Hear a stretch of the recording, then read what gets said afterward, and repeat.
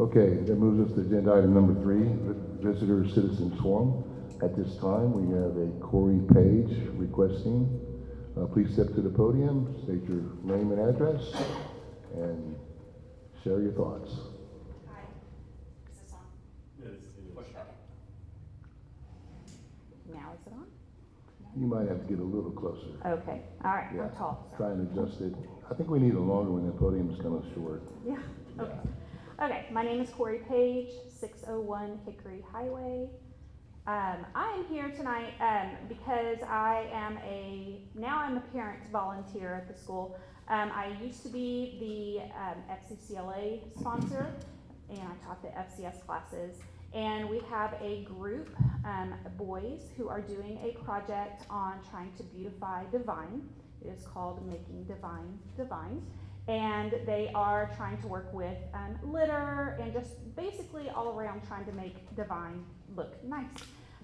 They competed 2 weeks ago at our region, which was in Corpus Christi, and they got first place in their division for their event. And so April 11th, they will be competing at state. And if they get first or second, then they will get to go to nationals. And this year that is in Orlando, Florida. So we are trying to, we tried to get with the Parks and Rec, and they said to get on their agenda, and that's what I thought I was getting on, but here I am. So she was so nice to let us come tonight, and about 5 years ago I brought some groups, and they were able to do their presentations, and so they would like to do their presentation for you that they competed with at Region 2 weeks ago. And so you can kind of hear what they've done. And I know that since we're on just the citizen sign up, that there's not much talking back and forth. But if any of y'all get an idea for something that the boys could do to extend their project before April 11th, well, actually before spring break, that's cheap, free. That would be amazing because we just want to try to make Devine look better, but at the same time, these guys want to, do some community service for our town. So, without further ado, they're going to do a presentation. Is that okay? Yes, ma'am. Okay, so this is Collier Page and Uriah Thompson, and they are 8th graders at Devine Middle School.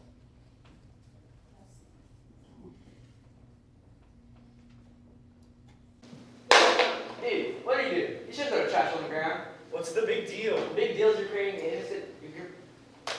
pollution that can harm innocent animals. What? How can that even happen? Animals may be looking for food and ingest your trash and then die. People need to be more aware of how their actions affect their communities. You're right. From now on, I need to think about what I'm doing and always throw my trash away. I didn't realize one bad choice by me could affect others. Hello, my name is Collier Page. And my name is Uriah Thompson. We are both members of the Devine FCCLA chapter, working hard for this year for a project called Making Devine Divine. We implemented the FCCLA planning process page to help create our project. The first step is to identify concerns. As we have grown older, we have started to become more aware of areas in our town that have problems with litter. So we decided to start with that as our topic. We then did some research and found that there are 4 types of pollution. We agreed for this project we would focus on the big ones for a time, which is ground pollution and litter. We decided we'd have more of an impact on Devine if we cleaned up what it looked like. We also thought that teaching younger students about not littering would be another way we could help our community. Our research found that 70 to 90% of children have a higher chance of long-term adoption of habits if they are learned earlier in life. Many people believe that pollution only affects animals in the surrounding environment, but according to the Don't Mess with Texas website, it also affects us directly. The cleaner our state, the more businesses will want to come and create more jobs, and more families will want to move here for the chance of prosperity. So we thought that would apply to our town also. If we got and started cleaning it up, it would not only be divine, but it would look divine. In our leadership class, we learned the importance of helping others in our community. As we began to think about our project, we remembered this and chose the National Program Community Service to help guide us. It is made up of 3 components, which we use as well. Number 1, learn. We evaluated how we could help our community the most by brainstorming where we saw a need. Number 2, lead. Once we knew our topic, we began to build our project and knew that we'd focus part of it on leading our younger peers in our town and serving our community that way. And number 3 is to serve. We created the project to serve our community in 2 ways to have the biggest impact. First, we'd have a litter pickup event And second, we would teach intermediate school students about not littering. The next step in the planning process is set a goal. We created 2 goals for our project. Number 1, to make a problem area look better by holding a trash pick event. And number 2, to teach students in our schools why littering is a problem so they can make an early habit of not to do it. The FCCLA website was a helpful resource. Not only did we find that our project directly tied into community service, but we found that 2 purposes that supported our goals. Purpose number 4, to encourage individual and group involvement in helping achieve global cooperation and harmony. And purpose number 6, to provide opportunities for making decisions and assuming responsibilities. Even though we are kids ourselves and littering is a big problem, we think that we have already made a difference in our community already. Step 3 is to form a plan. Our focus was directed toward the younger children by presentations and small activities, plus getting the word out to our community members. Then we set a budget for $100 we would put into our project. We formed plans as to where we could reach and inform people about cleaning up our community. We then made a timeline to keep us on track with our project. We plan to gather information and make strips of paper to throw out our annual fall festival parade. We also plan to trash pick up by our local Walmart, which has a major trash problem in our community. We invite other FCCLA members to join us and ask our advisors if we can make this our chapter's community service project for the month of November. Next, we're going to contact the vice principal and science teacher at our intermediate school to present a slideshow to 3rd and 4th graders. The both of us want our slideshow to consist of facts and animated video to keep the younger students interested. To make sure that we had the best information possible for our presentation, we contacted Don't Mess with Texas and were directed to their education section of their website for resources. And to reach our peers at the middle school, we created flyers to put up in the hallway to remind them why littering is bad and to avoid doing it and ways to keep our town clean. The next step is to act. We started our project on November 2nd at our annual fall festival and parade. We threw out candy from our float with the facts about litter stapled on them and managed to reach around 200 people. We then created an Instagram account and we have 21 followers presently. We updated with pictures of our project to keep our community informed. Next, on November 13th, we along with the other few FCCLA members went to pick up trash near a road by our local Walmart. This is a problem here because there's a fence at the bottom of the hill that collects trash that blows down from the road. It always looks terrible. We had 7 members and 2 volunteers help us collect 4 big bags of trash. And to show our appreciation, we give the top 3 trash collectors gifts of recycled bags and small recycled cans like cold pencils. Our trash pickup event was featured in the local newspaper, the Devine News, which has a local and online viewership of 13,000 people. We then began to research and make our project for the intermediate school students. On December 11th, we presented 2 3rd grade classes and 2 4th grade classes at our Devine Intermediate School. We showed the kids a slideshow that we created along with some examples of littering and its consequences along with the video. We also talked about ways to avoid littering or what to do if they saw littering. At the end of the slides, we asked the students some questions. Some of the questions we asked were, what are the types of littering do you see, and why do you think people litter? We then showed them a slide with the Don't Mess with Texas sign and asked them if they had ever seen these. Almost all of the 88 students said they at least had seen them. We then challenged the students of both grades to create anti-littering posters to hang up around school and to teach their peers why littering is bad and how not to avoid doing it. This project was featured on Texas FCCLA Instagram's news across Texas, Chapter Chatter, which has a following of 4,005, and it was also featured on our school's district middle school page, which has over 2,000 followers, and on the intermediate school's Facebook page that has 1,600 followers. In January, we hung up flyers around our middle school campus to remind our peers to keep our school and Devine litter free. The next step of the plan is to follow up. We believe that we have accomplished our goals and plans for the project. By spreading the news to almost 21,000 people, we plan to continue to tell others about littering and why it's a huge problem. In all, we were able to stay within our budget of $100. We let 200 community members know about our project at our fall festival. We directly impacted 88 intermediate school students with our presentation. Both of these projects increase public awareness and public relations between Devine, FCCLA, and our community. And we're still working on making Devine Devine.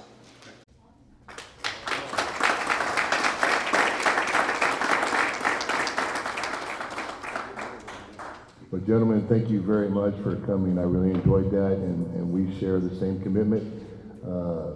I understand you still have further to go in your competitions. Well, we obviously wish you the very, very best. If there's anything at all we can help you to do well in those, we'll be glad to do so for sure. And thanks for stepping up like that. Appreciate it.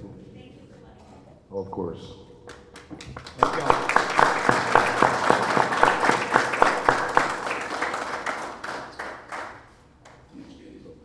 All right, that's all we have on citizens forum for this evening. Agenda item number 4, public recognition. Do we have anything? I want to thank the police department again for patrolling the area, especially here in 173 and out there by the golf course on Mockingbird, Wedgewood. I was out there visiting my mom, and they're going through the whole neighborhood. So it's a blessing that we got police officers that are coming out and doing their job, you know. All right. Thanks, Michael. Anyone else? Okay, David? All right, that concludes that agenda item.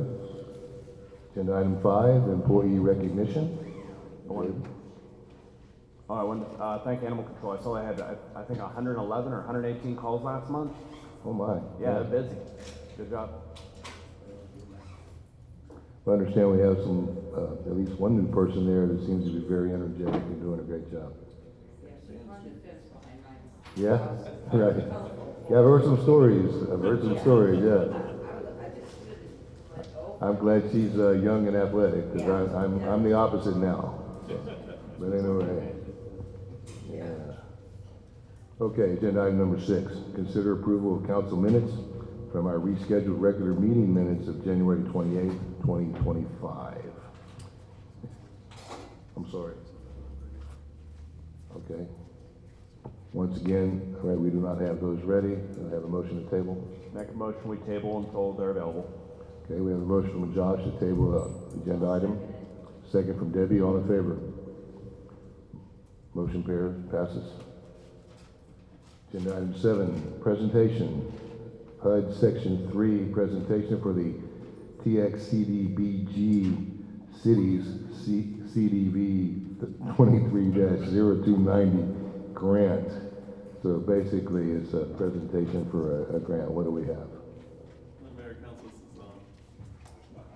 Mayor and Council, this is our $500,000 grant we were awarded by the Citizen Community Development Block Grant.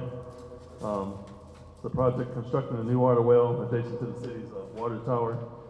The construction includes a drilling, well, installation, a pump, a motor, concrete pad, piping, valve, chlorination facilities, and necessary appurtenances. I can't say that word. Anyway, the grant funded through the Community Development Grant, Block Grant. Section 3 is mandatory that we follow regarding, let me read the exact statement, so make sure we get it right. To further explain that Section 3 requirements are to ensure that low to moderate and small businesses have the opportunity to bid on and act at least and be aware of the project. It's more for construction. When it's time to go to bid, it's placed in the paper and posted to plan rooms as well as directly emailed to contractors. So it's out there widespread to ensure that this requirement is met. Then through the duration of the project, Langford and Associates, who is our grant administrator, keeps track of the actual Section 3 workers and their hours through their payroll. This requirement is fully tracked and kept up with Langford and Associates, so the city don't have to do anything other than ensure that Langford and grant administrators are doing their job. So this is an administrative process that we need to go through, and I need the council to acknowledge it and approve it, please. So this is a housing and urban development grant. Yes, sir. And the project is to construct a new water well. New water well right behind the Warhorse Tower, a 1 acre property that we purchased from the school. Will Right. be the location of the new well. I believe so. Yes, sir. Yes. Yeah, obviously, of course. So it's a great opportunity for us.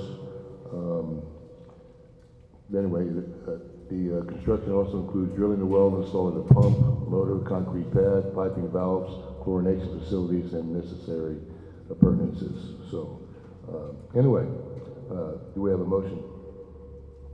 Okay, discussion. Am I reading this correct? That we have to try or ensure it's available, or we're required to hire the low-income persons? Essentially, how do they stay low-income if we're paying them, or We're required to advertise it and make sure that they are aware of it and give them an opportunity to apply for it. and Okay, it sounds compete like for there's a it. cap on how much we're allowed to pay someone. No, Okay. And that will be administered by Langford and Associates to make sure of compliance, correct? right. Okay. Well, we already got the grant, what are we approving tonight? We're proving that the city is gonna abide by section 3 of the rules of the contract, that we will advertise it and give everybody opportunity to apply for and bid for the grant, bid for the contract, for the opportunity to be awarded the contract. I'll make the motion that we adhere to the section 3 rules and regulations for going forward with the grant. All right, we have a motion from Jeff to adhere to the section 3 requirements and move forward with the grant. Second. We have a second from Michael. Any further discussion? All in favor? Motion carries unanimously. Moving on, agenda item number 8. We have a presentation from Pablo Carmona with reference to Devine soccer fields. Pablo, please go to the podium, do your best to be heard, and state your name and address, please. Even though I did, you still need to do it. Good evening, my name is Pablo Carmona. I reside at 515 Fullerton Drive. You know my name now. I married one of your long life residents, Paula Villalobos was her maiden name, or is her maiden name. I've lived here for 26 years. We've raised 4 children and been a lifelong fan of soccer. When I got here, that was one of the things that I noticed, that there were no soccer fields available for kids to play at. My son started playing soccer in 2015 when he was 4 years old. That was already about 12 years after I had already been living in Devine. Still, there were no soccer fields. Obviously, to this day, we still do not have any soccer fields. I tried to make an impact in soccer myself by applying for a U.S. soccer license through the U.S. Soccer Federation, which I was able to receive in 2019. I am also a U.S. soccer licensed referee from U.S. Federation of Soccer. And I started doing one-on-one trainings here in Devine. I did group trainings, again, trying to promote the growth of soccer, because what I've noticed is that soccer here has been recreational since I have been here. One of the things that really I could not get past was that soccer stops at 6th grade in Devine. It goes no further than that. So where do soccer players go after 6th grade? They either leave the city, they either stop playing, have to pick another sport. But you know, not everyone is a football player, American football player. Not everyone is a basketball player, a baseball player, softball player, volleyball player, golf, or tennis. Some of us are soccer players. And so I was able to finally start a club with the support of my family and the support of families that signed their children up to play soccer. We do not play here locally. We will have to travel out of town to play every single one of our games. We will have to travel to to 1604 and Calabria Road for some of the younger children. For the older children, we'll have to travel up to Schertz, Texas, to play soccer, because we do not have soccer fields here. Now, if we had them here, we would be able to invite clubs down here to play us. But we cannot do that because we do not have the facilities. We do not have the parking space to be able to do that. Along with me today, I do have a recently retired professional soccer player, Mohammed Abu, who will be speaking as well. And also have a letter that Mike, another retired soccer player, wrote. He was supposed to be here tonight, but unfortunately, because of family illness, he was not able to attend. So the next slide that we have is, how can we help soccer as a community and city? Well, the sport has grown all around us. That is undoubtable, because you see there are teams in Hondo, there are teams in Castroville, there are teams in Pleasanton, there are teams in Pearsall, there are teams in Lido, there are teams in Natalia. But also, the schools have taken notice in some of these cities, such as Hondo, Castro, Medina Valley, okay? Pearsall, and also obviously San Antonio. It is a huge sport. Why has soccer grown so much? Because it is a sport that's played worldwide. It is not US, it's not just Canada, it's not just Mexico, but it is a worldwide sport that's been played for 200 years now. So where are the fields for youth soccer? Well, there is not a single field between south of San Antonio and north of Pearsall for children to play soccer. Not one.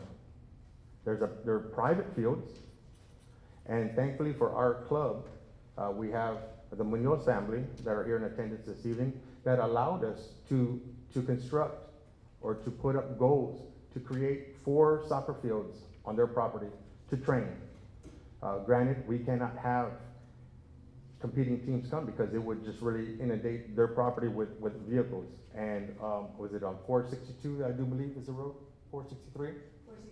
463. There are no medians on the side for anyone to park, so we could not really have anything there. But thankfully, we have a place to train, because if it wasn't for them, I would probably still be looking for places today. The easiest part of creating the club was getting the players. The hardest thing to do, which I thought was going to be the easiest, was finding a place to play. And that has been the biggest obstacle that I have come across. So why does Devine need soccer fields? Well, as I mentioned, it stops at 6th grade. So where do the players go? They go to Hondo. They go to Medina Valley, or they'll go to San Antonio. Castroville is another club that's in, Castroville United is another club in Castroville. So is Devine behind when it comes to soccer? The simple answer is yes. We are behind the rest of the United States. Now, we are a small rural community. I understand that. We're not expecting you to build us a 16-field soccer complex. As you will see some of the slides that we will present to you, through Google Earth, I was able to capture pictures of local towns and local playing facilities where soccer fields have been created. So one thing that I have noticed is that even when my son was playing, the fields were full of thorns, the fields are full of stickers, full of holes, nowhere safe for them to play. In fact, the Munozes are also helping us in that regard and doing that to their own land, clearing it to make sure the kids have a place to play that is safe. Now, how many children have played in thorn-filled football fields that have played pee-wee football? Would that be allowed? Or how about in baseball or softball? Would that be allowed? Volleyball? Probably not, because it would injure a child. So we're just asking for the same thing, to give a safe place for children to be able to play soccer. And the last bullet point that I have here is, why do players leave Devine to play? Because there is nowhere else to play. As we mentioned, it stops at 6th grade. But the level of play here is only recreational, and that is the other reason why they leave. Now, in our club, we have to prove to those leagues in San Antonio that we can move up. So we do have to start at a recreational level. Our volunteer coaches are working hard to train these players. We have Muhammad Abu and Mike that are also part of our club, who will be holding coaching clinics, who will be having clinics for the players to be able to elevate their play as they progress through the game.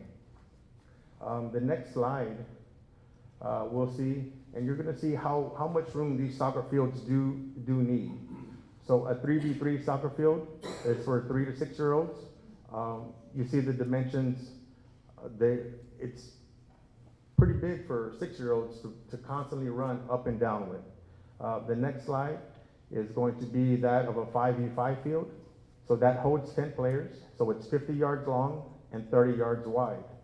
And again, soccer, there are no timeouts. There are no water breaks. There's a first half, there's a half, and second half. So the kids constantly run. At this age, you are able to make unlimited subs. The next slide shows a 7v7 field. So these are for players that are 8 to 10 years old, and the field is 65 yards long, 45 yards wide, and holds 14 players at a time. And so at this age, at 10 years old, it is 3/4 the size of a football field that they will constantly be running. And the final field that we have is for players that are 10 to 12 years old.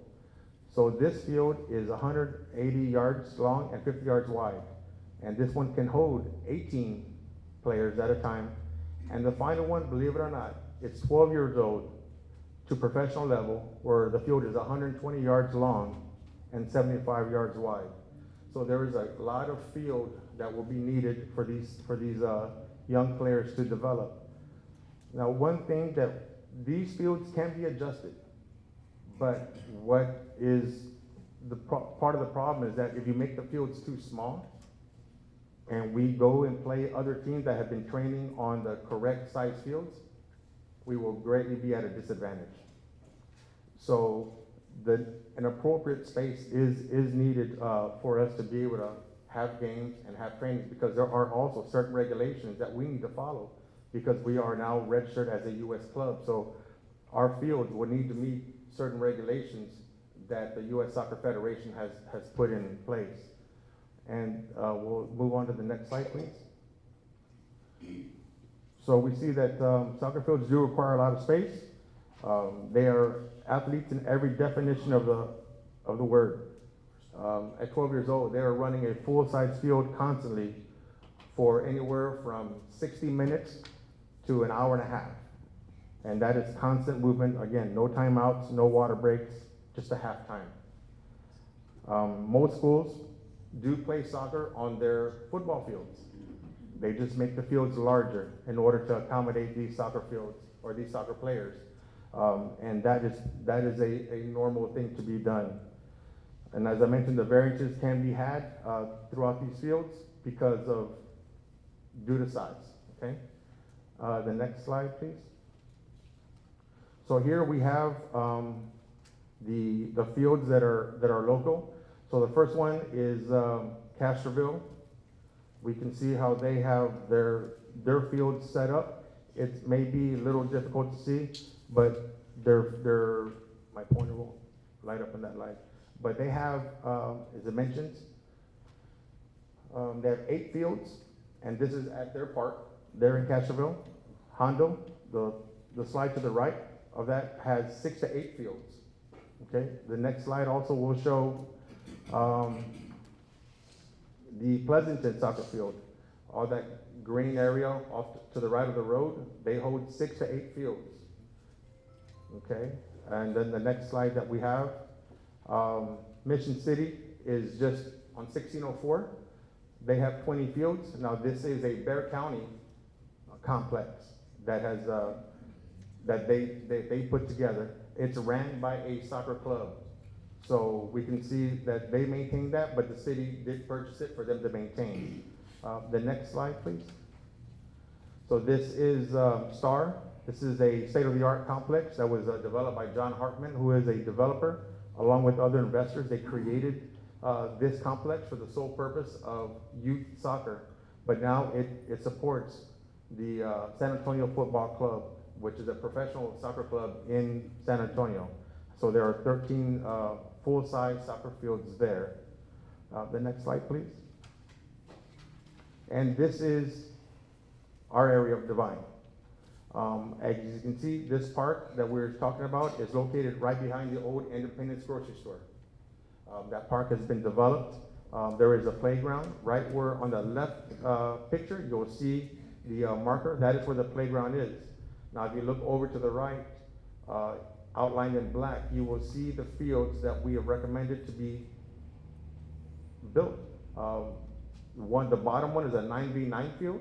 The top one is going to be a 7v7 field. And off to the bottom side where Webb is, there's an abandoned white house. Behind that area, we could put smaller youth fields there, a couple of youth fields there, actually. And that could really help us to get going when it comes to supporting soccer in our area. The next slide, please. This once again is the park where it shows the fields being developed. And even some of those houses do not need to be knocked down. They can still be used. They can be used as staging areas. There are restrooms in some of those homes. We could do plumbing. I am a licensed plumber. I could assist with the plumbing to create bathrooms in those facilities. You could use them as concession stands, check-in points. So we are not asking for anything to be demolished. Yes, maybe some of the trees would need to be removed. As you can look at the difference in the pictures, some trees have already been removed to make space. So we won't ask for anything more than what's already been done.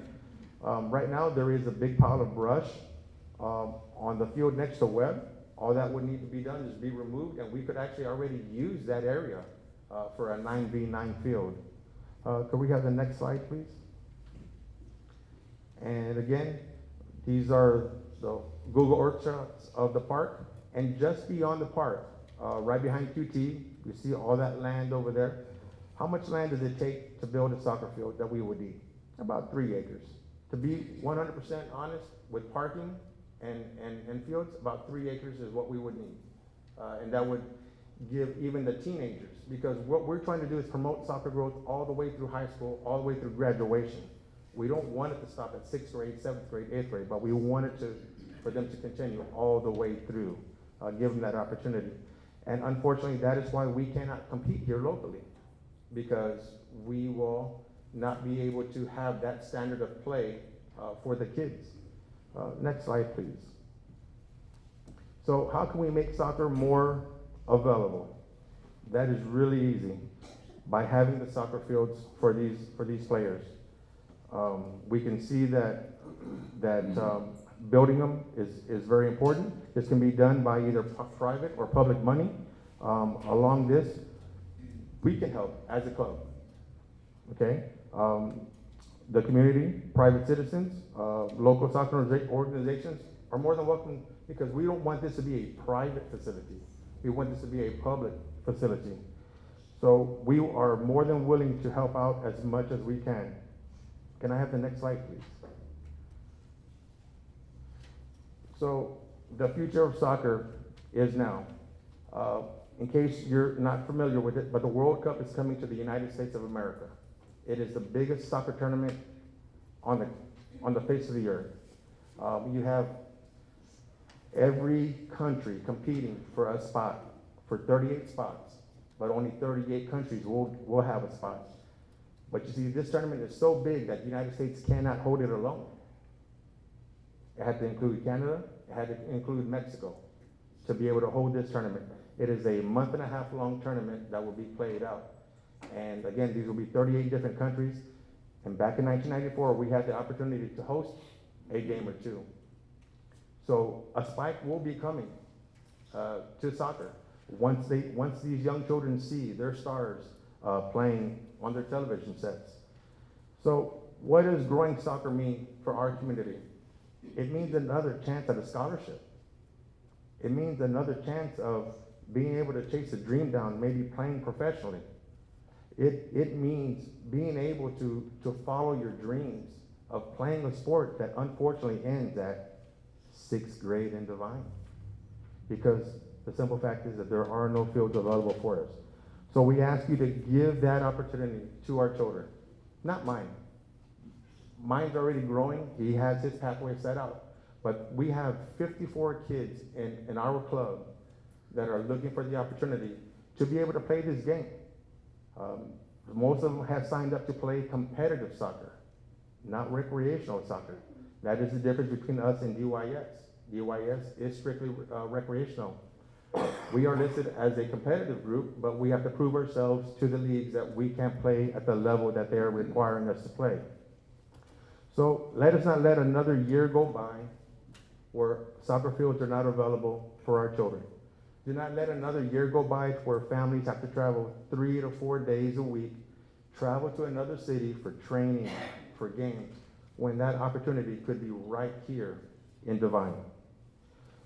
You know, as we leave Devine every day, we pass up a couple of signs. Can I have the next slide, please?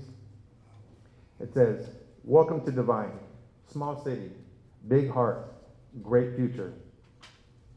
Well, can we show our citizens that this city is a place for us and for our children?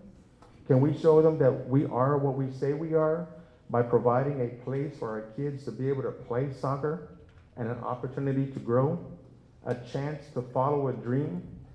Will you show us that this city has a big heart and a great future for our soccer players? By acting and building a few fields, enough to get us by, you will definitely show that this sign, will you show us the next slide, please? Is not just a sign, but it actually represents the city that we live in. Because we all know that Devine is Devine, but what makes it the city with the big heart? What's gonna make it the city that gives our children that great future? That decision is in your hands, and we are relying on you to make that decision for our children. I would like to go ahead and invite, if you don't mind, Mr. Abu to say a few words. I think we got a really good grasp of what you're trying to do. If I may say so. You were very professional, very prepared. I mean, unless he can add to that, I don't see.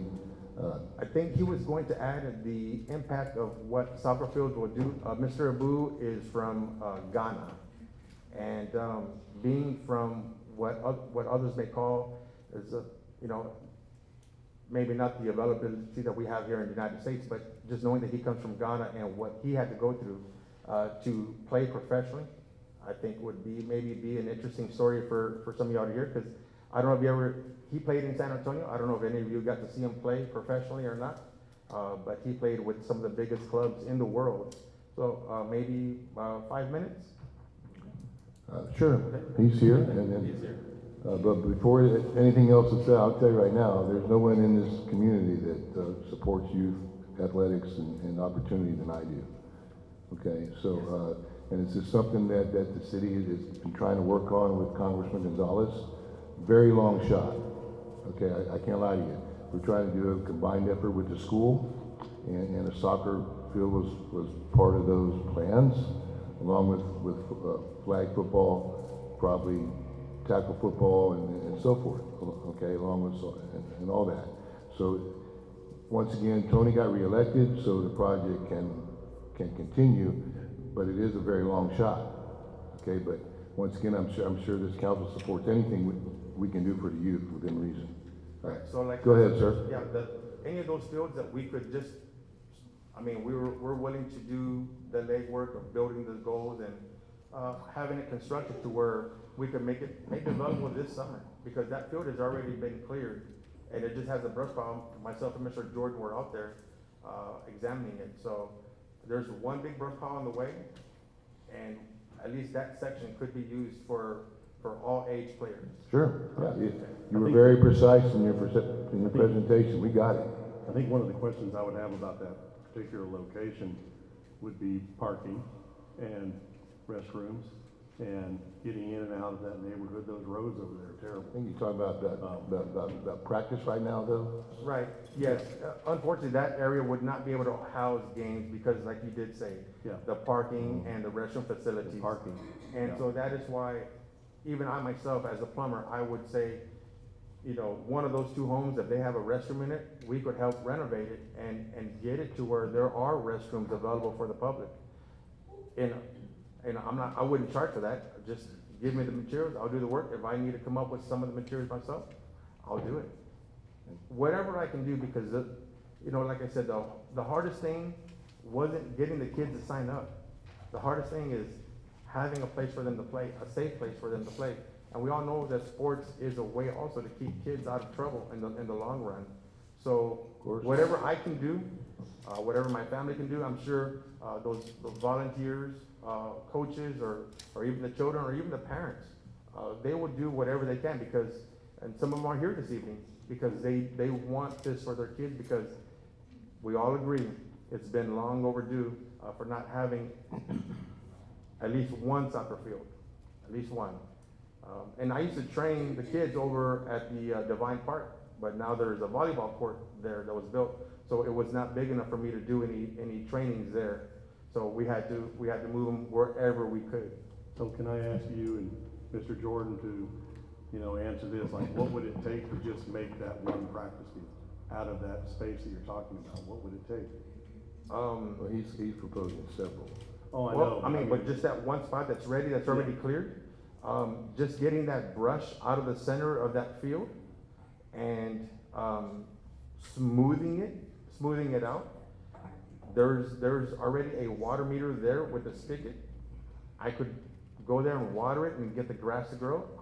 I could have the soccer goals built, as I told Mr. Jordan, that we would have to make them permanent. I would have cement them in the ground because in San Antonio, soccer goals get stolen very regular. The nets get taken because the nets are like $75 each. So we would need to create a goal that is steady and cannot be moved. But that is really it. Clear the brush that's already piled up there and just smooth it out. And actually, myself and my family can probably take care of the rest. So in the space and everything that you're talking about at Curcio Park, and okay, it's all well and good if you have permanent soccer goals, because the big field is 120 yards. Right. I've seen the one in Pleasanton. Right. It's a wonderful facility. Okay, obviously more people. Yes. The county was very much involved in the school, and it's a school facility. Right. It's right next to the football field. Yes, correct. So for example, for us to be involved, would these fields be able to be used, for example, for flag football practice or other football practice? And all that, because whatever we do here, I don't see how it can be solely directed for soccer. Now, it would be a whole lot better if it's going to be available for other things also. Okay, the only thing that we actually provide as a city, as far as youth sports, once again, yes, I want to do more personally. Okay, I guarantee you. We have a Little League park. However, we've made strides trying to open that area there for other things, not necessarily soccer, but whatever. When the Little League is not playing, we would like it to be open to where at least we have open space where kids can do something, and so forth, practice baseball, practice whatever. Okay, so we're all in, but whatever is done, I don't see how it can just be only dedicated to soccer. Right, understandable. Yeah, okay. It's an open field. Yeah. It's gonna be public. Okay. Now, this would be different, Right. right, if it was private, right? Right. But it is definitely public and just giving the kids, because honestly, yes, I know I'm here on behalf of soccer kids, soccer parents, soccer coaches, but where do they play flag football? They play the school properties, See, and Lots of grass so, spurs. but they play, as far as the recreational league, Right. the DYS, which I was very much involved in the past when my children were younger. Okay, they played soccer, they had fun, okay? They were played on the same fields as the flag football fields. Yeah. Okay, so it wasn't like they were choosing football over soccer, it was recreational only, exactly like you said, Yeah. And even that being considered, the only facilities that are available to them, let's say, once again, 7th and 8th grade, right, is gonna be your school facilities. Right. And so that's the way it is No, right Do now. we own all that land? Huh? Do we own all, we own, At Curcio Park we do. right, Down in the corner there? just where it's vacant? There's 2 houses that we do own, I We believe. own that on the other side, Oh, okay, that little white house, yeah, we own that. right. But yes, we own, that's all ours now. And let's not forget that big acreage on the other side. You talking about Floodplain. Yeah, we'll take all that if you want. We can build a whole soccer complex. Okay, behind QT? Hey, yeah. Okay, We'll good. build a sports complex there. Have you found any grants to support this? 'Cause granted, I drive my daughter over to Castro 4 days a week for soccer, so I appreciate it. And I know the school's very hostile towards soccer, so, how do we find a yes in here? Because I'm looking at the extra people we're gonna need to hire to maintain this, and then the pre-emergent will need to put down to mitigate grass spurs, the fertilizer, and then the water bill, and then electrical lights around there. That's probably over $100,000 a year. That's a tax increase all by itself. So here's what San Antonio and Bexar County did. The field at Mission City Soccer Complex were given to Mission City Soccer Club. So they maintain it. They do not have to pay anything, but they maintain the fields. So it's all on them. Star Soccer Complex is managed by Spurs Sports and Entertainment because they also own San Antonio FC Soccer Club. And so, they have a management company that takes care of all those fields. But really, even when you look at all these, the good ones, the clubs are the ones, since they're vested in it, they're the ones that end up doing most of the legwork, because they know that the better the fields look, the better the kids are gonna play, the safer it's gonna be, the better off they are too. So that's why I mentioned that normally it's a club that is responsible for the field. But in this situation, it may be a little different because we're opening this up to the public. We're not gonna just say, this is a soccer field. No, you know, how can we keep kids off of a field, right? We want everyone to be able to enjoy it. But if we start saying that this is a soccer field and we get investors and we're building soccer fields, or we get X and X dealership to sponsor the building of a soccer field, or we get Brothers Grass to contribute the grass to build the turf, you know, then that gets a little different. But if the city says, hey, we're gonna do this and this is how we're gonna do it, then it's to the public. It's to the public. Versus private money, public money, right? But I'm all for being able to just have a place for the kids to play, really. I don't care what sport it is, but I just know that we cannot use the high school. We can't use any of the school fields because those are locked up already by DYS. So we have nowhere else to go. And so we did ask, we could hold trainings at these fields because it's a public park, so we wouldn't need permission. But if we're going to be holding them regularly, constantly, then that is the main reason why we are here today. You know, and soccer is not going away. It's going to continue to grow. It has to. It will. I mean, it's come here, you know, from all different parts of the world. But whatever the city can do, along with citizens or those that have interest in this, I think we can come together and make something great. Because one person by themselves can't do it. They say, you know, it takes a village to raise a child, right? Well, it's going to take the community to raise a soccer field and keep it that way or a field. We'll just call it a field. Let's call it a I have to say, I completely concur and agree with that about getting everybody together and all on the same page. And we have a perfect example, okay, over in Castroville with their youth baseball program. Okay, I know all them guys. I know the guys that built the fields. Okay, they leased the land from the city out there by the airport.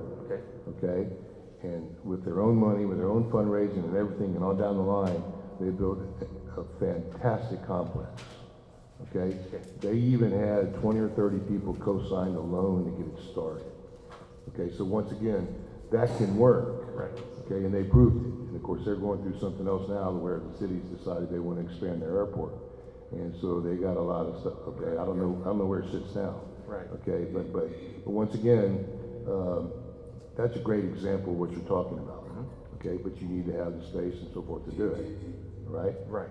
You know, I think these are all great ideas, and I think it's definitely worth pursuing to see if it really is feasible for us to do it. Okay? And we're not a rich town. Everybody complains about their utility rates, about taxes, and all this and that. So I'm just pointing these things out. Right. So, but once again, I'm completely in favor of trying to do anything for kids to have an outlet. I'm not concerned about grooming a professional soccer player because if they're that good, they don't mind going elsewhere to train and play. Right? We're just talking about for example, all the kids that are that signed up to play, are they all from Devine? I would say out of the 54, remember, 40, not all. I'd say we're in the 40s of those in Devine. And in fact, well, but you need numbers to make it work. Because you know what? I called DYS. They have 200 kids that sign up through the year, I think she said, and about 150 of those are from Devine. So we have 47. They have, say, like 150. The older kids go to Hondo and Castroville to continue. So they did not return my call to tell me how many. Natalia said he gets about 10 to 15.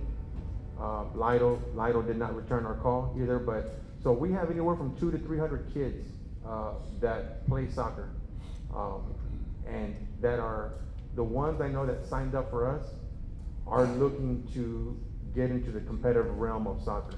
Sure. So we have different bases, because I did not want to compete with UIS on that recreational basis, but we can definitely all work together to grow this. And as mentioned, really, to get started, all we would need that brush to be removed off that larger field, that's it. I don't see any problem with that. I think we might be able to work with that. Once again, before we'll talk all night, okay, let's try and find out, for example, on the city side, okay, to see if that's something we can help you with, because obviously it doesn't have to be used just by you. Right. Okay? Correct. And I think it's a great idea. All right? Okay. So I support it 1,000% as far as whatever we are able to do. Correct, okay. Okay, we can't promise the moon. I understand. Okay, so a couple questions I have. Okay. Before we move on. So I know Medina Valley plays soccer. I don't know, did you say they're hostile to soccer over there? School district. The school, but they play. Yep. Devine School District. Oh, Devine, okay, I thought you said you go to okay, so you're saying you go to Castroville because Devine, and I think it has budget issues, but that's another thing. I will back up his statement, because I've been told that they don't want to start soccer because it'll take players away from their other sports, and they're worried about diminishing. So that was the teams. reason given? Yeah, it's the cannibalizes So- other sports. Exactly. I think, okay, I mean, if somebody told you that, but it overlaps basketball and baseball and all the spring sports. It does overlap all the spring sports, correct? Yeah, so, I mean, also some of the winter sports, it's right in there. Depending, Yeah. when training starts, or Yeah. how long they go into the season, if they. Right, well, obviously, we can't concern ourselves with the school district. Right. But, for example, okay, you mentioned earlier about you have to drive all the way to Schertz, you have to go all the way to here. So if these schools, Medina Valley, Hondo, Somerset, Pleasanton, have it in their curriculum and part of their programs, do they not have, like the youth leagues backing that?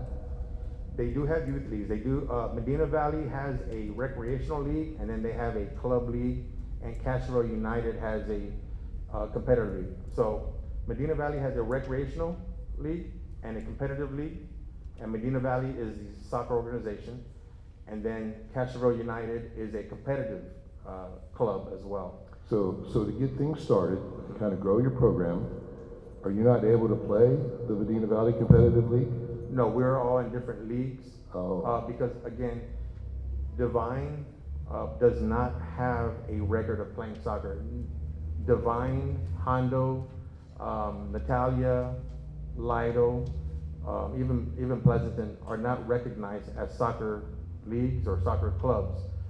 We have registered with U.S. Soccer, so we are recognized as that. And so every parent had to register their child in a what's called GotSport or Sports Engine, to where they have to upload a birth certificate and a photo of their child to prove that this player is who they say they are and the age group, because they're put into a bracket. Yeah, you have to do that in Little League too. Right. Yeah. So it follows them around everywhere. Right. And so, with that is the difference between us and a lot of other soccer organizations that are here in Medina County, because you don't have to do that. You just pay your dues and you're in. But with us, yes, you pay your club dues and then you pay your league dues, and that keeps you up, and that player card follows them for their playing career. So say they leave Devine. So they already know what their age is going to be and all that. Okay, so can we do this? All right, because we still have a fairly long agenda. Okay, can we look into the possibility of what it might take for this? Okay, you say you need that one area. Okay, To start, yeah, that would be it great. already Yeah. sounds like it's reasonable, I believe, guys. Yep. Okay, something that we can explore to help you get started. Because you're not going to do all this overnight. It's going to take you some time. Right. Right. And once again, wonderful idea. So without going on all night about it, because we can, let's just see what it's going to take for us, and then we can bring it to council and say, hey, it's going to be this much money. We'll have to do this. We'll have to do this. Okay, and then we can also collaborate with you. For example, I know you're a plumber because you did some work for me a couple weeks ago, right? And you're my neighbor. Yes. All right, so, but let's just get all these things, get our ducks in a row, all right, instead of having conjecture everywhere. Okay. And then we can bring it back to the table, just ASAP. All right. Can we make a motion that we refer this to Parks and Rec Committee to make Sure. a plan and bring back to the council? Of course, yes. Can I make a motion, we refer this to Parks and Rec Committee to make a plan of action and bring it back to council? Okay, we have a motion from Josh for the Parks and Rec Committee to have a proposal and a plan and bring it back to council. We have a second from Ray. All in favor? Motion passes unanimously. It's a good start, Okay. all right? All right. Okay, thanks, Pablo. Thank you. Thank you. Would you, he did travel down to speak with you guys. I don't know if there's a way you could hear him out. Well, okay, I tell you what, since he came, and, you know, he seems like a great guy, but, you know, put him on the agenda next time, Pablo. All right, sir, go right ahead and welcome to Devine. We'd love to hear what you got to say. Thank you. Anyway, good evening, everyone. My name is Mohamed Abu. I'm from Ghana, Africa. I don't know if some of you know Ghana, West Africa. Yeah. So yeah, I've been playing soccer as a professional 14 years, and I'm from small village in Ghana. When I was there, I would say probably like 100 houses, very, very small, no light, you know, and water to get clean water to drink is very, very difficult. And I grew up to see my mom and dad were not, together. And unfortunately, at the age of 5, I lost my mom, and I have to stay with my aunt. And then stay with my aunt, it seems like there's no hope. I don't have nobody. My father, time to time I see him, but, he's no more responsible. So my life was a little bit, I don't know where I was going. But because of the talent that I had, and the soccer, all of a sudden the soccer just paved a way for me, has completely changed who I am today. And a small boy from a village whereby nobody knows me, at the end, it seems like the whole world, tend to know me just because of the beauty of the soccer.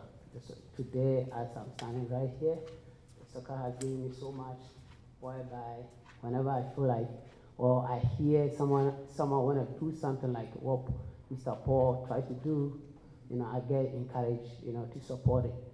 Because I feel like without the soccer, I don't know where I'll be by now.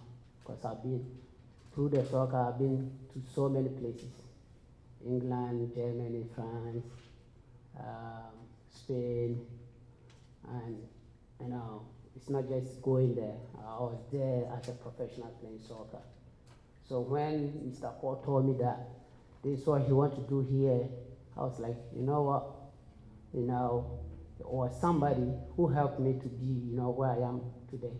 So if you want to help, the young ones in your city, I'm in support. I'm in support of it 100%. Anytime you can count on me, you can call me. All the experience, all the things that I've been through, I would love to share with the young ones.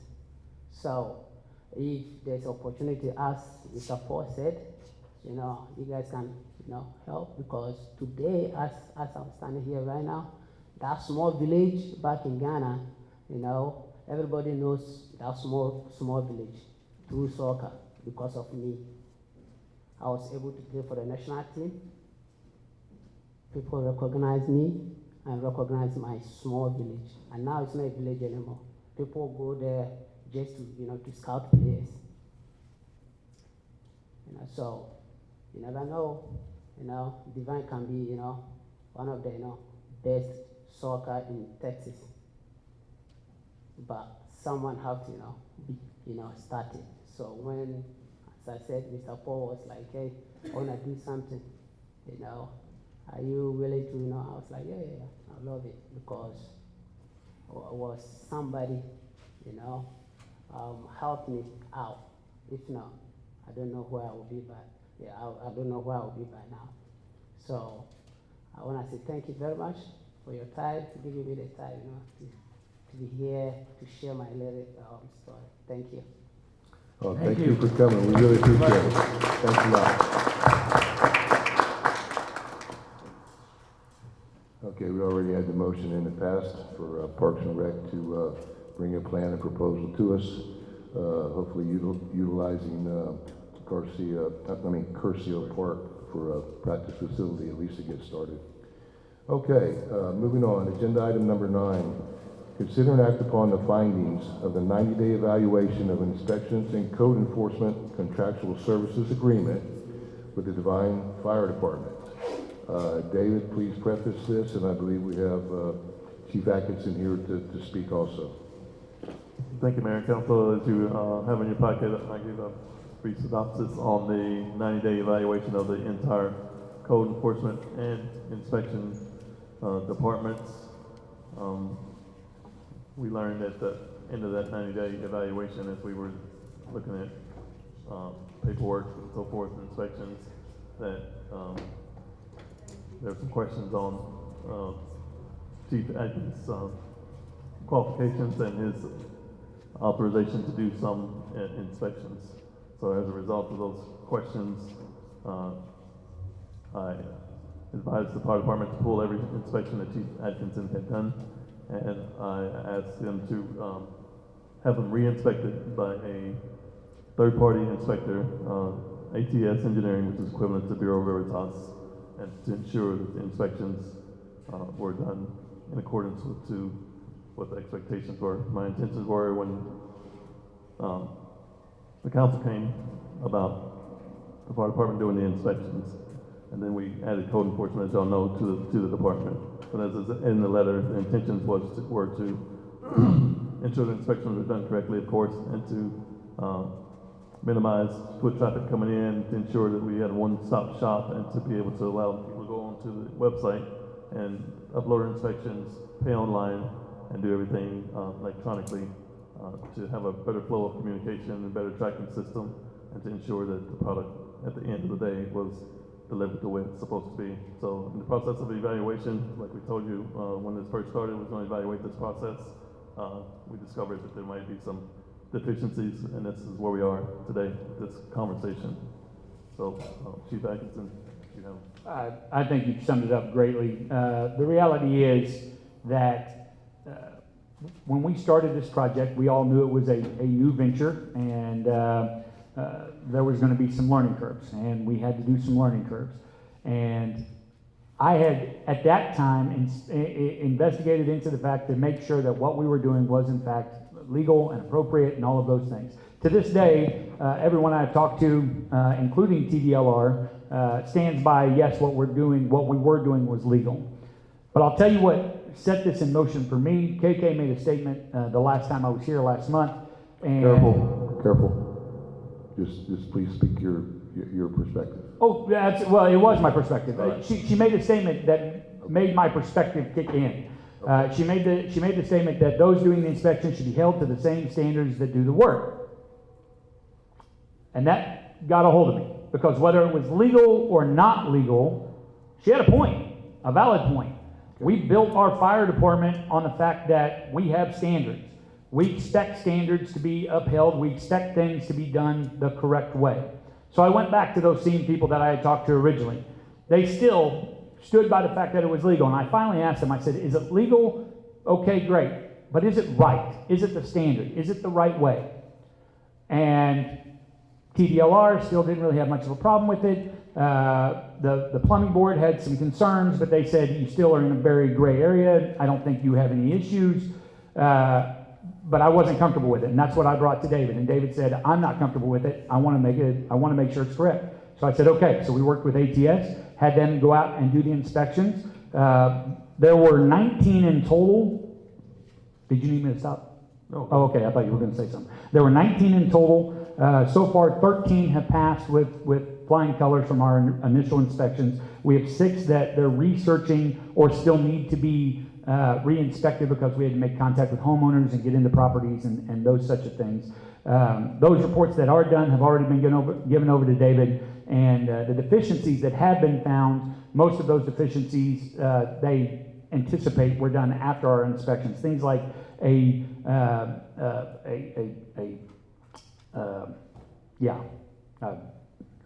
conduit, thank you, lost my train of thought. Conduit being broken off from the bottom of a box. You know, we did the inspections 9 months ago on a location. You know, we wouldn't have done the inspection with the conduit being broken, and so now if it is, it's very possible while they were continuing construction, things like that happened. There were a few small deficiencies like that. On the irrigations, initially they said, well, we can't seem to locate the TECQ reports. We located them for them, and they're like, okay, yep, those are all up to par. So all of these little small deficiencies were easily fixed or easily explainable, and they came back, and again, David has the reports that are done with still more to go, but came back and said that all of the inspections were done the way they would have done them and up to code, and they found no other deficiencies. I have since changed our policies in the way we're going to do things. It is going to be, especially when it comes to trades, when it comes to electrical, plumbing, HVAC, those are going to be inspected by those specific inspectors. That is another part of this issue, is that inspections is a broad term. When you talk inspections and inspectors, there's a variety of definitions of those terms, for most of which I can suffice. But I don't feel comfortable with the trades and the fact that I have never been an electrician. I've never been a plumber. And though I might have training in those areas, I would much rather have a certified electrical inspector or certified plumber, which again, we contract with, we have on our teams, not a big deal. We can have those people doing those things. And we had already started to do that. I've said many times, if I felt it was outside of my scope, a meter loop is not hard to inspect. It's something we do on the fire side on a regular basis. So I did not feel uncomfortable doing a meter loop, but it is possible I could in fact miss something. I'm not an electrician. So when they would go out and redo these meter loops, they found that all of them were done the way they were anticipated to be done. We were already shipping things out that were above what I was comfortable doing. So all we did was go ahead and work with ATS and have them combine and make sure that the work that was originally done was done correctly. And that'll be the way it is going forward.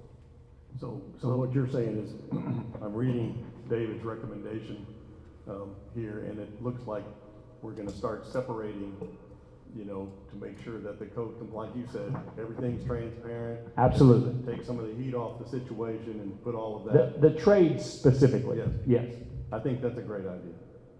And I think it's a smart idea, and I think I should have probably been doing it from the get-go. That's on me. We're fixing it now. So, I'm sorry, go ahead. So, ATS, we never used them before. I'm not saying they're bad, I'm not saying we as a city never used them. We had Bureau Veritas, and we've got a fee schedule that's Bureau Veritas, and then we got one from the fire department. So ATS isn't on that fee schedule. So if the people who are getting the permit, they have their choice, because we made that very apparent when we did all this. Well, if they choose the fire department and it's a plumbing thing, well, they're getting ATS. That's not, Well, I don't think we need to be more upfront about that if you're choosing the fire department for a trade, they're getting ATS, and I would highly like to see their fee schedule, because we don't have it. We don't know. Will it be the same? So Miss Debbie, to that point, we contract with ATS just like, so when you contract with Bureau Veritas, not all of those people work directly for Bureau Veritas. They subcontract them out. There's only so many of these inspectors throughout the state. And so we're already contracting with ATS, and that was figured into our fees. It's not anything additional, it's not anything changed. It doesn't change So any of the are we fees. paying you for the inspection? Correct. and you pay ATS? Correct. Yeah, he's subbing it out. Okay, Correct, yes ma'am. I just want it all to be. 100%. And we'll dispose all of that, I have no problem putting that up there, but as far as from the city standpoint, you're still paying us and we're taking care of the rest of that. Just for clarification on the current inspections that was done by the fire department, the fire department sent us an invoice initially with Yes, six inspections. with inspection, well, actually, they sent us an invoice with no inspection, with no locations or the work that wasn't done, so we sent it back and asked them to itemize the work.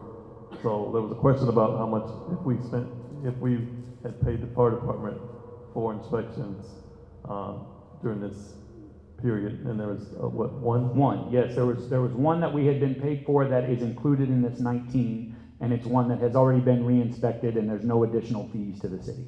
Right, Who's so, paying the re-inspection fee? who's paying the re-inspection fee?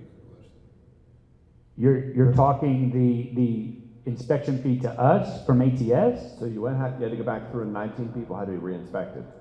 Did the company do that for free? No, we ate the cost of that. Okay. That was on us. Okay.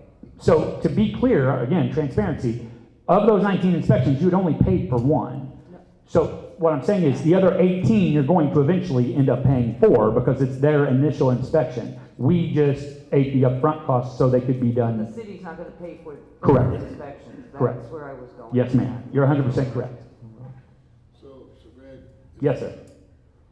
for example, you run into meter loops and plumbing issues and this and that, and right, and you're gonna sub it out to ATS, Yes, sir. okay? So what's in it for you as opposed to us just going straight to ATS? Well, we already have a standing contract with ATS. So per our contract with ATS, they cut us a little bit of a deal, Okay. just to manage the situation. Because they're also doing consulting for us. So we do some multiple things with ATS. And Okay. so, I mean, you could, if you wanted to, in fact, do that. But again, it's the same. The idea was to try to get things out of City Hall so that not 30,000 people are going, okay, not 30,000 obviously, but not a lot of people going down there to City Hall. We would still be managing it, no different than before. Okay, so I gotta ask you, Mhm. okay, and so at the last meeting, when we're here, I think we spoke about inspections. We did. Okay, and at that time, you said that if it wasn't in your scope of things to do, Correct. that you would always make sure, for example, you would use ATS. Correct. But then we ran into some instances where we had some gray areas. So my scope has changed.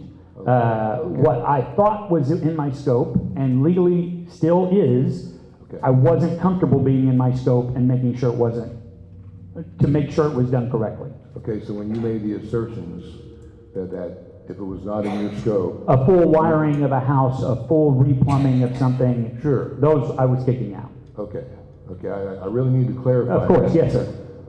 There's been a lot of discussion about that. Yes, sir. Well, Okay. it seems to me like it would still be easier to take, pardon me for calling you a middleman, but it would almost seem simpler just to go ahead and take the middleman out of it. And he does code enforcement, and we have a couple of sources that we could go to for inspections. And We'd have to hire someone for that. I realize you have like ATS, you have Veritas, you give people a selection and let them just contact, them directly. Is that how that works, or does the city set that up? So we're pushing everybody to iWorks, which is our online platform, and Dora and I have been on the phone with the technician. They now have a drop-down menu where you can choose Bureau Veritas as your inspector, or you can choose ATS, Fire Department, as their inspector.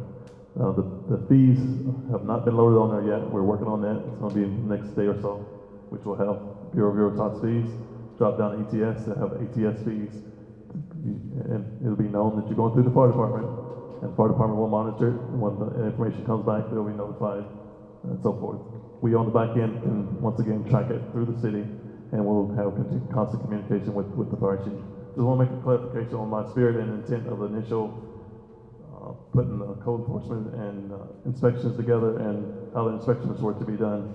In my mind, that they were never to be done by anyone that was not as equally qualified or more qualified than the person that was doing the work. Okay, that was my intent. Missed it maybe a little bit, miscommunication or maybe misinterpretation of the law, but I want that clear on the record.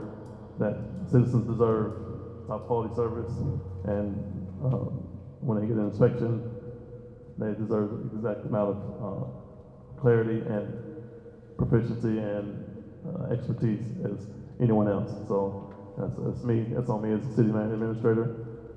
It's been acknowledged, I'm gonna fix it, and we're gonna press on from there.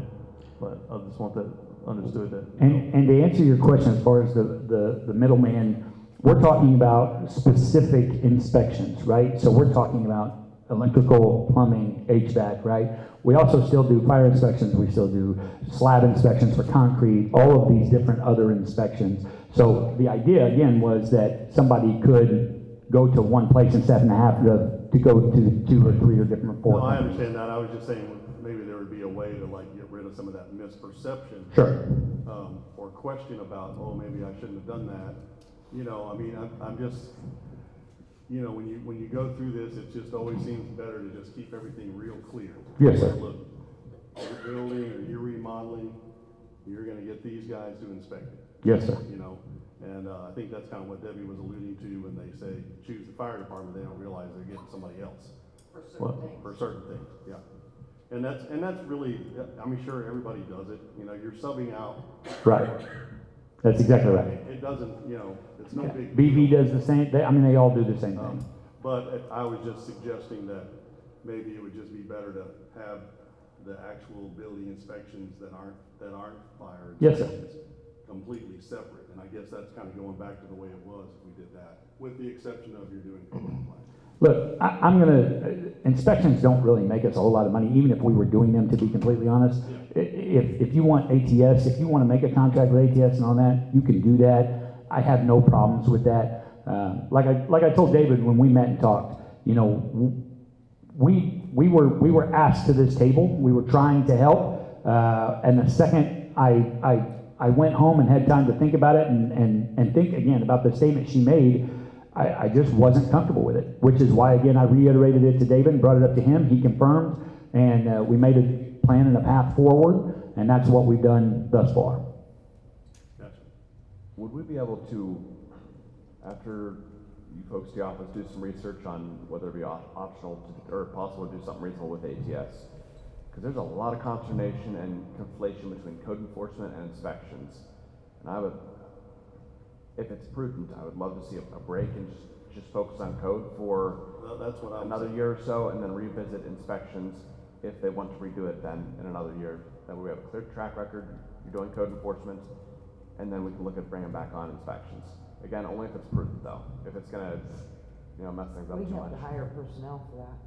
Why would we need to do that? We're already doing Well, it. who, okay, so every time someone wants a permit or pay for an inspection, it's either Dora or Denise or Alma will have to go and help them. We don't have a certain person for that anymore. Well, then who do they use if they choose Bureau Veritas? So right now, we're trying to push everybody online to the iWorks network. EasyPay is almost connected to our pay system, to where they go online and upload everything, fill out information, request whatever they need, and pay online. So they're That's paying, ultimate. they're doing all that online. Not yet. That's the goal. Well, there's some, That's the goal. 100% yet. That's the goal. there's some hiccups here. Yeah, but it's being worked on. It's gonna take a little time. But I do like the idea of just separating the two, because I really feel like that would take a lot of the questions, you know, that may be logical or illogical, just take them off the table. So Bureau Veritas right now is still paper until we get the fee schedule loaded up online and EasyPay connection. So that's where we are. Which, as y'all know, we're in the infant stages of this. We're building it, and we're working with iWorks. And we had to get our Communicode system connected with other platforms where they connect to be able to take payments and so forth. So we're working on that. I wonder if you would be more comfortable once that system actually is working, because we know it's not 100% yet. If and when it finally, the online system, then it may not be a big deal, like confusion. If they're actually going online and actually setting all that up themselves, they're really not involved until it's inspection time, because they have to, whoever's got the permit has to call to get the inspection. And they already know who that's gonna be because they signed up. Well, if we're gonna push online, can't we just put a disclosure that fire department's gonna do X? If not, they're gonna sub out for stuff they don't do. We can put that on the fee schedule, Well- I don't see why not. No, put it as Okay, well, where as a do we- disclosure statement. Yeah, okay, Yeah, but on the that's a fee good schedule, it idea. has trades. But Greg, We could say ATS or. here's the thing, once again, because it kind of goes back to the previous meeting. Sure. So who is going to decide if it needs to be subbed out to ATS? Okay, currently it would be you or your staff. Correct. Okay, so what is going to prevent us from having a similar issue than what we have now? Well, the change in policy. The problem Okay. was that I thought there were things that, okay, well, I can handle these, and the law says I can, but then I'm just not comfortable handling these. So it's real simple. Anything that is electrical, plumbing, or HVAC will just automatically be pushed out. We're not gonna take them. So Okay. basically, anything in the state of Texas that requires a certification, electricians, plumbing, and HVAC will be pushed out for inspection through, third party. Okay, we'll have to get that in writing somehow. Yeah, see, Sure. I think, No, I absolutely. think that would work simple if we just put a disclosure on it. Just put a disclosure that that's what it's gonna be. Right. Fire department take care of the rest. Should be a Right. simple fix, there should be no more Or confusion even a after that. statement such as the fact that often the fire department will sub Use third party. your inspection to a third party. I wouldn't go as far as saying that that's probably not a bad idea for anybody you guys are contracting with, because again, BB does the same thing. All of these companies sub this out. I mean, it's not uncommon for you guys to hire a company and then to go, okay, let me go get this inspector over here with these guys to go down there and do it. The company ATS that we work with out of Austin, they reference a lot of times, they told me when I was talking to them, yeah, we work with the BB guys all the time, the B guys work with us. They work with a third-party fire inspection group called the Watkins Group, and they all basically pass these inspectors around on a I guess my regular. question is though, like, and Butch made a great point, it's like, there's still that problem of like, and you've even said yourself, the inspections don't really make you a lot of money. Correct. So I'm just wondering if it's even worth it, because you're still gonna be perceived as making a decision. Sure. I'm gonna sub that out. You know what I mean? Sure. And, so I'm just trying to like, I'm looking out for you too. It's like, everyone needs to have it needs to be a little bit clear here, you know? And that's just my point, and I think I've beat that horse dead now, so Oh, no, but I mean, I think that's just. And it's an absolutely valid point. yes. And, that's yes, why I'm it's saying, if you don't very really valid. make that much off of it, why not just go separate, and y'all do your thing, cooking away like you're doing on code enforcement, and let the people choose their inspection company. Can I make a motion? Oh, hang on, please, if you don't mind. Question, because I had no answer. Sure. Okay, when I was approached. As we talk about inspections and we talk about code enforcement, I know that several members of your staff that have been involved in training, Yes, sir. right? And so, but it was brought up to me, like when you get into actual inspections, that a lot of time, I'm just gonna tell you what I was told. I had no answer because I'm ignorant of it. Sure. Okay, and they said that, well, isn't it true that when people have to do inspections, they kind of have a shadow for a while until they feel comfortable with them doing inspections? But then I could counter by saying the inspections that our VFD will do, okay, will not fall into that category because the training and certifications of the fire department can be applied to that. Is that a correct assumption? That is a correct assumption, and that is, so it was the training that we do in the fire department and the certifications we get there that we were following on. It's just like, not to muddy the water here, but it's just like code compliance, right? There's a difference between a code enforcement officer and a code compliance, I don't even think they're called officer, they're code compliance person. So our guy, when we train him in code compliance, Captain DeLucia, to be a code enforcement officer in training, he would have to be under somebody else. So for him to call himself a code enforcement officer, he would have to be shadowed under somebody else. Well, we were having a heck of a time trying to find somebody that they could be trained under. Honda wouldn't take him, Lida wouldn't take him, all this. And when we talked to them, they said, no, the liability's too much, whatever. So I finally called the state and I said, what am I supposed to do? And they said, well, just have him be code compliant. I said, well, that's what I'm trying. And they said, no, you're trying to do code enforcement. I said, what's the difference? They said, the code enforcement guy can write tickets. Okay. And I said, well, how do I get him? They said, he can serve as a code compliance person for a year and then test out. Okay, so right now you can't write a citation. Correct. Okay. So he does the letters. So we can send the letters telling them what can happen, and we can even send them a summons that then they can send to court. But if we want somebody to get a ticket, we have to call the police department, who comes and gives them a ticket. Okay, so now I want to say something very, very positive. Okay, and it is a big initiative of this council, and everyone's in agreement to try and clean up our city. Yes, sir. Okay, and so tired of seeing bulk garbage put out like a month and a half before the pickup. You know, they just put it smack dab in the right of ways, right? They put brush out whenever they feel like it. Okay, heaven forbid on Monticello that there's a brush pile as big as half of this room. Yes, sir. Right in the right of way. Yes, and Can't see the front door. and heaven forbid, okay, now you got spring coming, you've created a wonderful environment for all kinds of things, snakes and the like. Not to mention, what if there's water lines under there we have to access, and the list goes on for the reasons why, aside from the eyesore, okay? So, I rode around with my wife a week ago Sunday, 2.5 hours. Well, once again, I'm not stopping and engaging because I can't do that. Yes, sir. And just in right-of-way violations, I found over 60. Okay? And I was not happy. I talked to David about it, and he said, let me look into it. And then a couple days later, you and I rode around the entire town. Yes, sir. And I gotta say this, because I was really peeved, okay? And I wrote down all the addresses, I turned them over to David, right? And out of those 60-something, he had approximately 50 that they'd already contacted the people. All right, I saw his manifest. Okay, so this is another problem that we need to address, and now's not the time. But I was really concerned that they weren't doing their job contacting property owners.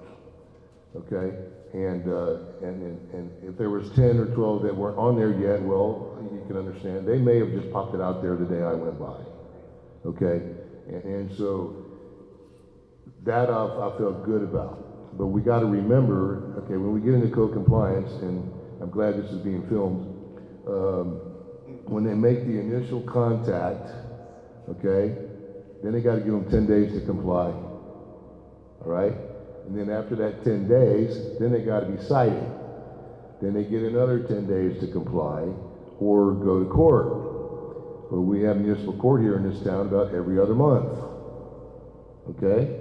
And so now you got 2 months worth of trying to clean up the town because of bureaucracy and all this BS.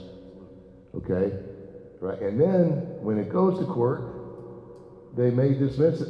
For example, oh, well, they tried to comply, they got rid of about a third of it, so it gets dismissed.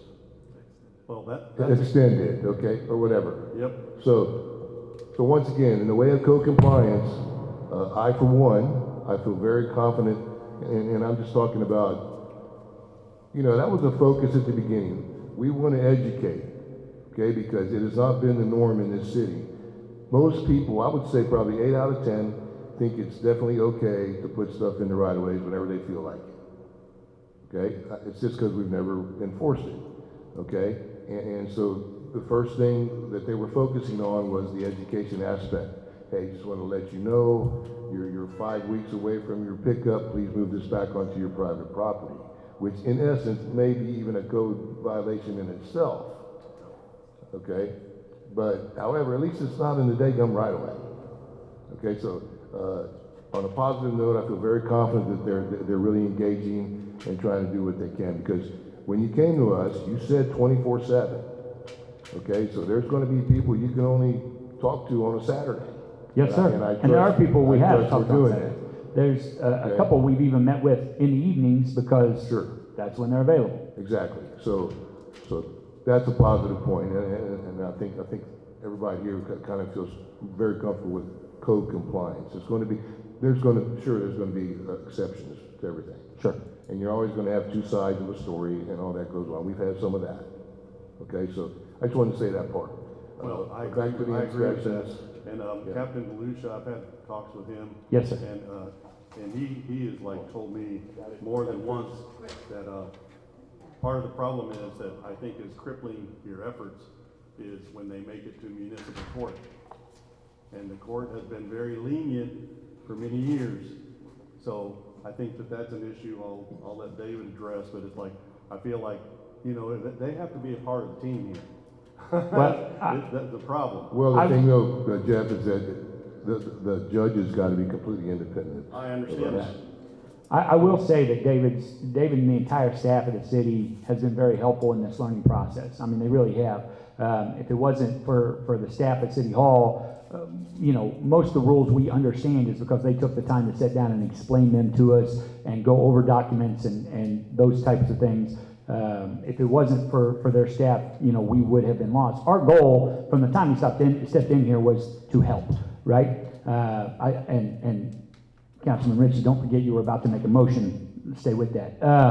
So, you know, I assure you that the inspection side, if that was to cease today, it would not break my heart. And in the same respect, our goal is to help. And on the code compliance side, I will be honest, if you drive down 173 near I-35, surely you've seen somewhat of a difference. If you know, some of the ones we went out to see that day, Mayor, you said, well, there was a pile right there. Yeah, we'd already made contact. They already cleaned it up. And so the problem is it's hard to see when we're successful on the code compliance side, because once they clean it up, people forget about it. And they just see the ones that continue to stay there. And yes, there are some things that need to be addressed on that side and how to, you know, streamline that process. But I appreciate the kind words, Mayor. Thank you. Sure. All right, anything else, guys? Okay. Also, I'd like to bring back to the council, like, probably next month, we'd like to have the prosecutor here, the judge here, the law enforcement here, fire department, all of us here, so the public can also understand the process as far as code enforcement and inspections. Yes, so that was going to be our, you know, Like a workshop. right here, we need to try and find solutions for issues and problems, and that's, David and I talked about that, and that's what, it was his idea. I like to say it was my idea, but I think it's a great follow-up on what we're trying to do. Yeah, you say brush pickup and everybody's putting bicycles out. Oh, yeah. Oh, yeah. It's like you got a color coder, you got a, like a kindergarten. And not even separated. They just put them all together. Yeah. Okay, all right, Josh, I see you approaching the microphone. However, no. I would like to make a motion and authorize for action by the city administrator and staff to investigate adding ATS as an alternative to the fire department. If it is prudent, execute a cease of agreement for inspections with the fire department. Okay, I'm going to summarize this. We have a motion from Josh to turn over inspections, and correct me, okay, to turn over inspections to add ATS as an inspection company, and if it is prudent to have the fire department cease making inspections. I'll second that. Will be ATS and, Hang on. Okay, we got a second from Jeff. Okay, Debbie. will it be ATS and Bureau Veritas? That's fine. Your thoughts. He said add to. Sorry, I just want to make clarify. Yes, the motion was to add ATS to the existing. Okay. All right, we have a motion, a second. Anything further? All right, all in favor? Oh, okay. Motion passes unanimously. Okay? So, please continue with a great job on code compliance. Thank you. I appreciate it. And we can bring it back at a later time. Yes, sir. Thanks, Greg. Thank you.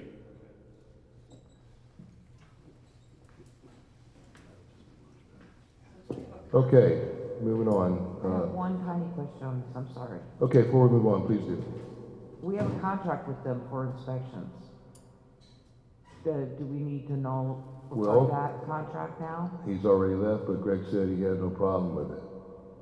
He said, how I'm do we just want to asking proceed? for, I guess, Tom, legally, did we just nullify that contract? Well, we didn't notify the contract, we may have amended the contract. by taking inspections away from them. Bringing in yeah. Well, he doesn't want to do it anyways. I Right, realize so- that we have a contract for inspections and we have a contract for code Yeah, compliance. so part of the motion was. That's what I'm asking. Well, part of the motion was if it's prudent to have the fire department cease, so, Also authorize the city administrator and staff to execute. yeah, true that, same thing. So- So that goes without saying. I wrote the minute, had everyone sign it. Everyone's doing one thing. Right, I understand. So can I clarify something? Just for clarity, the initial contract for the city was for inspections through the fire department, correct? And that was, $90,000, and then we amended the contract to add code enforcement, and that took it up to $110,000. So if it's determined that, fire department is no longer in the inspection business, then we'd have to go back to the original contract with just code enforcement, I thought that's where you guys were going tonight. I thought that's where you were going. I always thought that we paid them the $9,000 a month to do code compliance. Yes. And the inspections are a pass-through to them. Yep.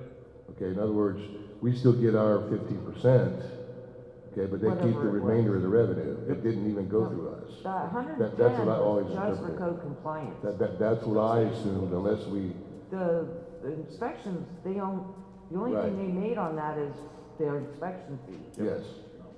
Minus, which we know wasn't right. minus our cut, y'all are right. The initial compensation that we had at the fire department was 90,000, and then it went to 110, which y'all approved. I retract that statement. That's part of that's part of the blur though that's been happening. Yes. And it's with the whole thing, people have a misperception. I had a misperception about it. I was like, So now they're just where not does gonna this do fall? inspections, so we don't have to worry about it. No, I think it was very wise of council to separate at the moment. I think that's a great decision, guys. And if they do that, we need to put a disclosure in. There has to be a disclosure that it's gonna be through a different company as well. If We don't need that now. We can revisit that at another time, but I thought that was very wise. Figure out online, so that'll be ATS or Yes, Bureau Veritas. Schedule from ATS. Right, we're working on it right now. Otherwise, no one will pick them because. Correct. Correct. they have no ceiling. Gotcha. All right, we'll have a brief pause, and then we'll move on to agenda item number 10. and I thought this was gonna be a short meeting. Well, Hey, we only heard the train once. The resolutions aren't gonna take that long. right, so we're almost there, guys. It's better than last one. So, Yeah, but we had 30 items last time. yeah. It was bad. When I saw this agenda, I was like, yes. Yippee. But I think there's been some good discussion here. Okay, is McGuire here? No, Greg's gonna give a report.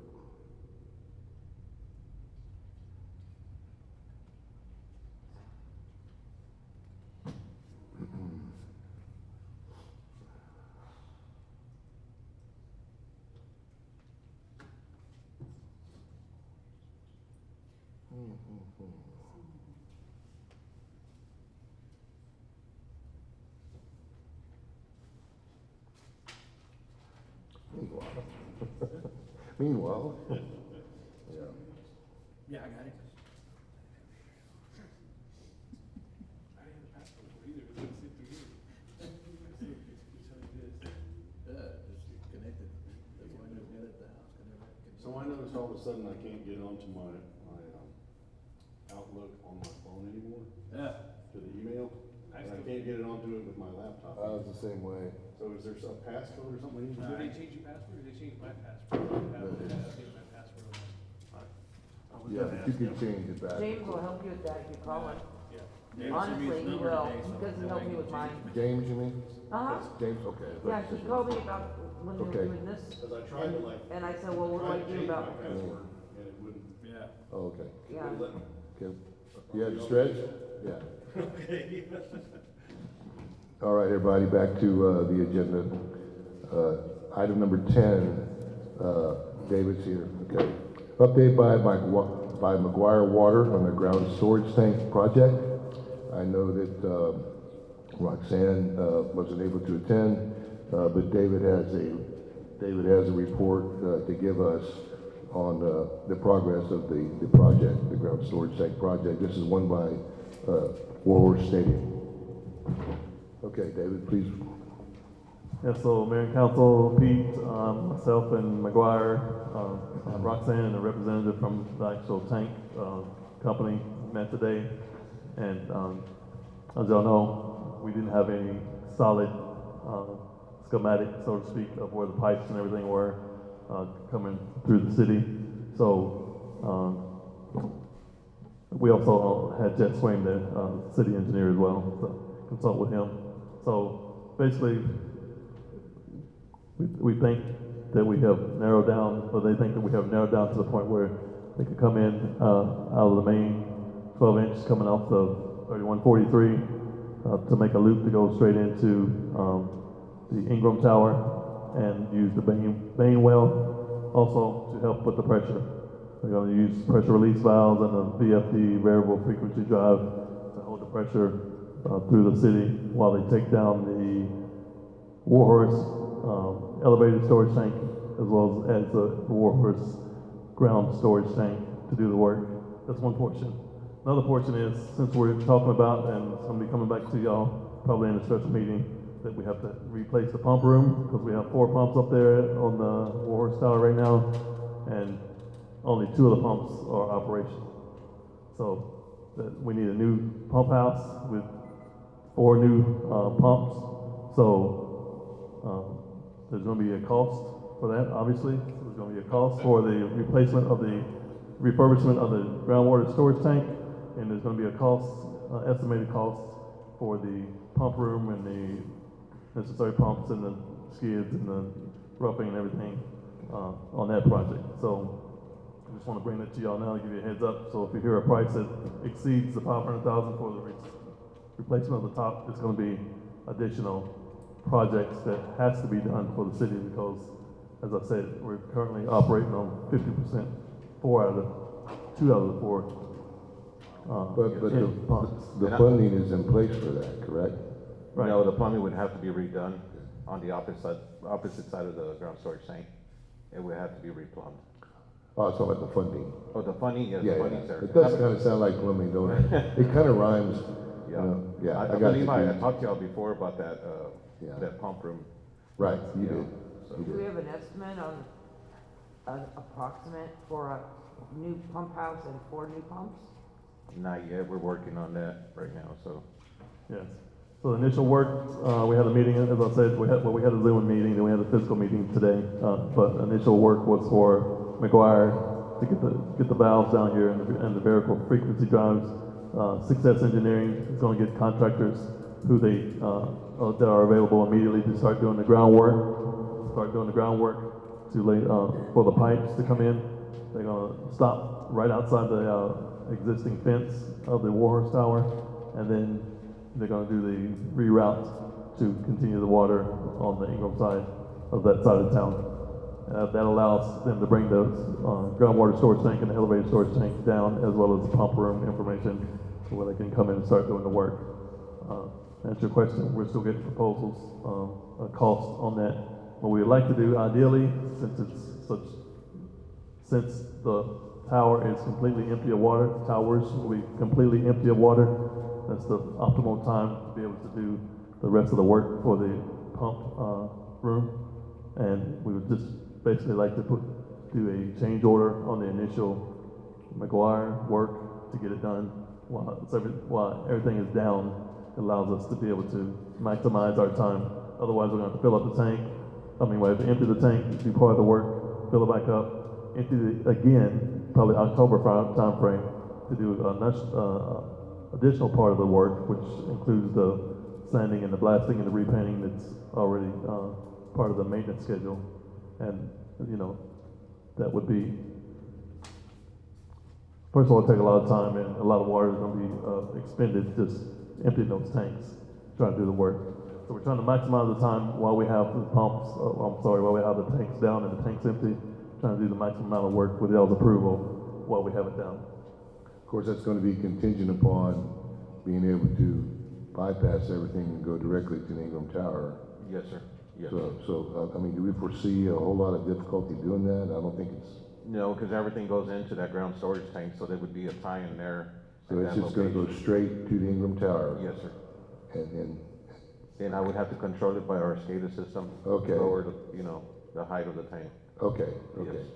And they're gonna use the main well also to help supplement that and help keep the pressure. So the pumps, regulated. the pumps with the storage tank that's sending it up to the water tower right now Yes, sir. are gonna send it to the Ingram Tower? Yes, sir. 2 pumps from that station right there pump up to the Warhorse, and the other 2 pump to the Ingram.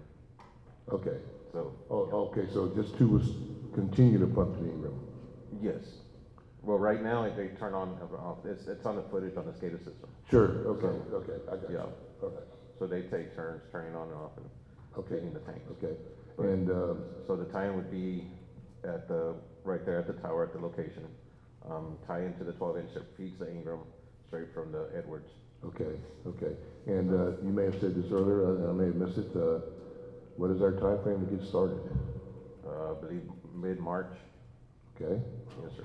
and then, is there a projected, finish 2 time? months, it's what, 3 months? 2 months. 2 months. 2 months. 2 months. And so, but it is projected that the city will never be without water? That's projected, yes, sir. I mean, we'd have to test everything before we even start, so make sure everything's gonna be, now we're gonna have to come up with a plan B. Okay. So, yeah, it'll. Is that where they were talking about bringing in the temporary storage tanks? They've talked about that. But now they don't want to do that. They don't wanna do that. They were talking about bringing in pumps too, so. Okay, will that but- save, if we don't have to use those, will that save us money to pay for these pumps? Right, yes. Well, it's gonna be way more for the club. Oh, I Yeah. know. There goes that CD that's in here. Every little bit. That's it. So you have the $2 million that you originally, went out for, certificate of obligation for, and that was to originally build the 750,000 gallon groundwater storage tank on the 1 acre property, and then the city council decided to repurpose the tank on this Warhorse Tower. So to answer your question, you have $2 million, you have a water fund, and according to Samco, or. Yes, a CD will be fine, the finance CD. We have other plans. Yeah. And I believe the pump room was Okay. included in that too. Sorry? The pump room was included in that, Yeah, the Yes, pump room was yes, included right. in that, so. so it's not additional. Thanks, Steve. Okay, well, I think that's a great update, and with fingers crossed. A lot of those valves they're gonna install, it'll be for future purposes too. So Yes. It'll help out, Right. That's where that generator's at, right? Over Yes. here at the Warhorse Tower? Yes. Have we even tested that? Oh, yeah, it turns on every Thursday. Every Thursday? Every We're gonna let Thursday. it run for a couple It hours? runs about 15 minutes just for a test run. I mean, shouldn't we do like a half a day deal to make sure that's actually gonna, I mean, 15 minutes, I mean, it's nothing. But if you do it for a half a day, I mean, at least, we know, hey, it'll work for 4 hours, you don't pump it. Yeah. I mean, I think we're gonna have a bad summer this year, and we might have some of those rolling blackouts or Hope not. this thing we had. God, it's propane, it'll run. That's why he's turning it on. Well, that's, see, but I'm saying running it constantly for a half a day. Because what's 15 minutes? There's already water in the system. But if you run it for at least a half a day and everything else, you know that thing's gonna actually work and pump that water where it needs to go. You see what I'm saying? It's not a stress test thing where you'll run it to make sure it actually works under Yeah. extended operating, Well, I and then thought you they change did your oil that out every before 6 they months. signed it off. Well, he said, as a long-term thing, you have to do this on a recurring basis, put it under Yeah. stress. And you're putting extra wear on it, but you do that more frequently to ensure that it is working properly, whether you have an emergency in 6 months or 6 years. Yeah, so maybe we can do like a Yeah. quarterly, maybe we can run it quarterly. I know.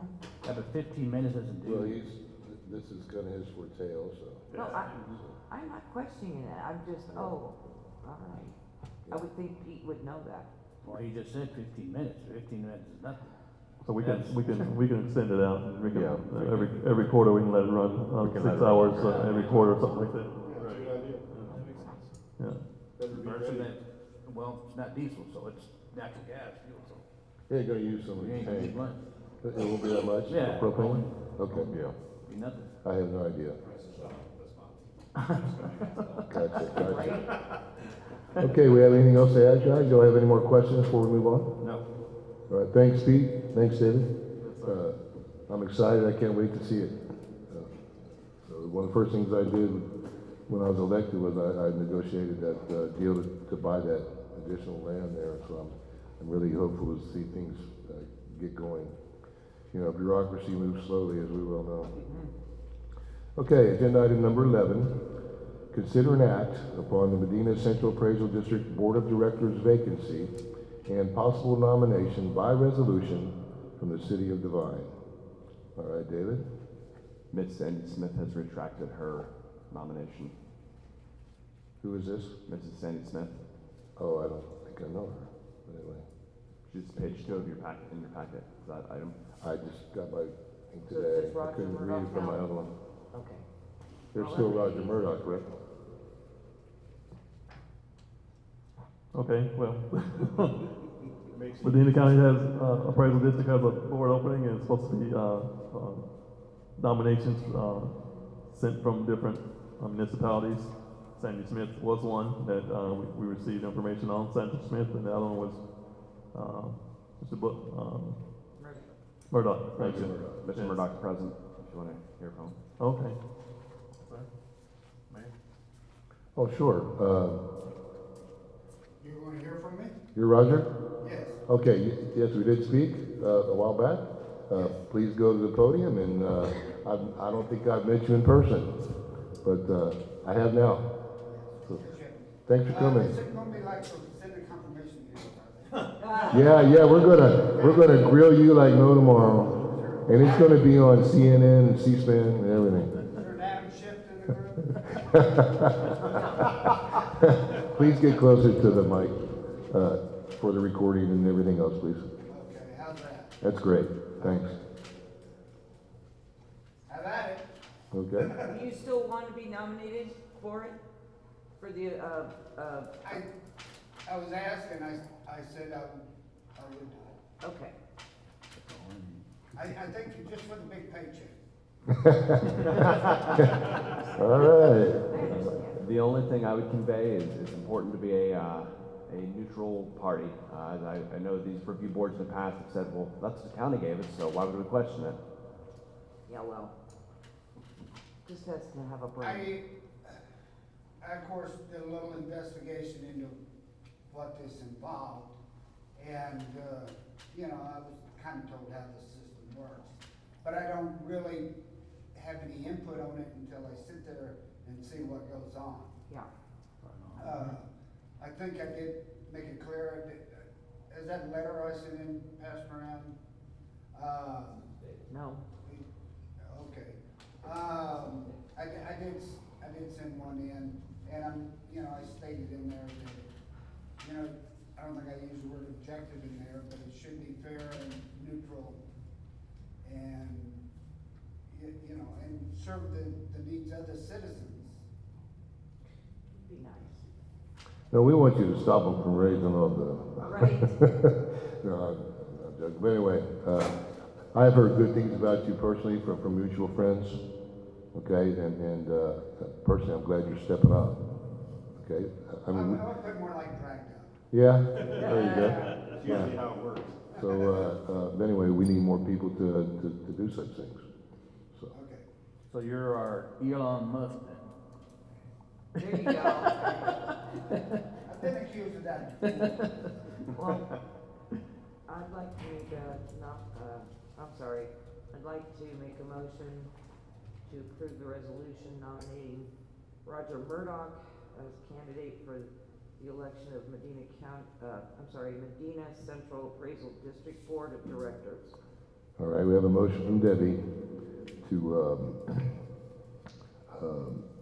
nominate by resolution Roger Murdoch for the Medina Appraisal District Board of Directors to represent the city of Devine. We have a second from Josh. Anything further? All in favor? Motion passes unanimously. That would be resolution How easy two. that is? Thanks, Roger. Thanks for coming out. Thank you for volunteering. That will be resolution 2-25. 2-25. Agenda item number 12, consider and act upon adopting a resolution for the city to apply for Operation Lone Star 2026 for our police department. Chris, you're there? Yes, Go sir. for it. Okay, so the governor's office has funds available. David had sent me to some grant training through ACOG to be able to apply for this myself. And right now, what I'm applying for is basically training, overtime, personnel, and some specialized equipment that we wouldn't normally be able to otherwise get. Right now, my total is a little over $667,000 that I'm asking for, no cash match. Can you give the history and the background and the purpose of Operation Lone Star and what qualifies us to be able to apply for these grants, please? Sure. So in 2021, Governor Abbott initiated Operation Lone Star.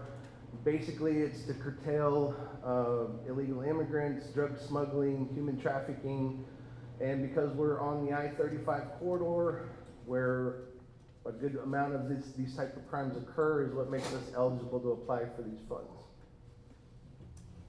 What perceived impact do you think that'll have on Walmart specifically? Hopefully, if they have reports of human smuggling there, that it won't happen at our Walmart, it will continue on or get stopped prior to here. I guess a little deeper in that question, are you looking for things to improve surveillance or detection methods for human trafficking at Absolutely. Walmart? So we're looking to incorporate some what's called a license plate reader, LPR. There is a system set up on 35 already, just outside of Lytle, and then there's another one closer to Pearsall. What these cameras would enable us to do, we would be able to know right away, hey, this is a suspect vehicle, because we read in on all the briefings that we don't normally get.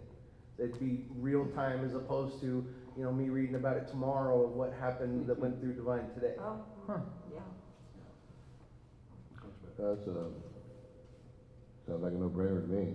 There's no match, no obligation. Yes, sir, correct. Okay, my kind of grant.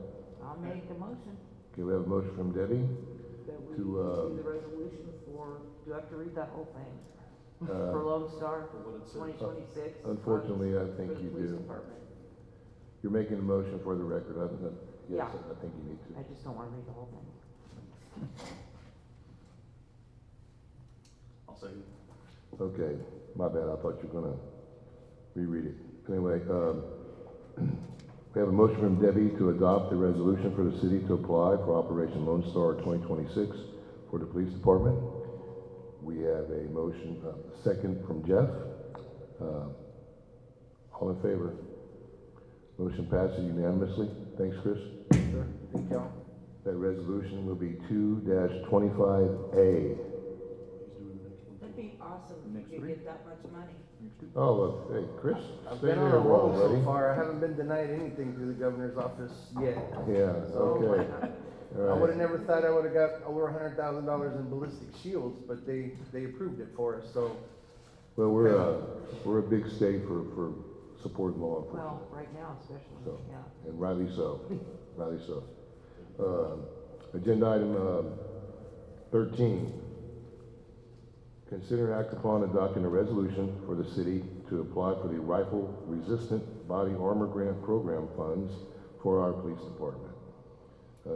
Please proceed, Chris. Yes, sir. So this one, we will be applying for $20,000 for updated outer carrier body armor. You all might remember through budget workshops, we kind of touched on this, and we went the extra mile to find a grant that covers this at no cost to the city. And that's the one that coming before you tonight on this one too, through the governor's office. Is that going to be enough to be substantial? Yes. Okay, great. Make a motion, we adopt the resolution for the city to apply for the rifle-resistant body armor grant program funds for the police department. I'll second it. Okay, hang on, I gotta announce it. Okay. We have a motion from Josh to adopt the resolution for the rifle-resistant body armor grant program funds. We have a second from Debbie. All in favor? Motion passes 5-0. All right, Chris, don't go nowhere. No, sir. Agenda item 14, consider and act upon adopting a resolution authorizing the submission of a grant application to the Texas Division of Emergency Management Hazard Mitigation Grant Program. Yes, That sir. was a tongue twister. Go right A ahead. little bit. So what our plan is we would like to be able to utilize the community center for the community in the event of power outage. What I'm specifically applying for is a generator that would feed this entire building to include the library. Cool. So the only, I don't wanna call it a catch, but, there is a actual cash match on this one that, I've spoken with David about. So our portion, so the total project would be $76,511 to get a generator. Now, that does not include the concrete pad or the actual gas line. In talking to Pete, there's a gas line that runs down South Commercial, so it shouldn't be a huge expense to be able to get that connected up. But our portion of that, 25%, would be $19,127.75. And this is for a 150 kilowatt natural gas generator, commercial grade, of course. We're pretty much guaranteed it'll do the job that we need it to do and beyond, so. What are the deadlines? Is this for our current budget? Correct. The deadline for the grant is, the end of this month, actually, the 28th. From there, we will go through a review process.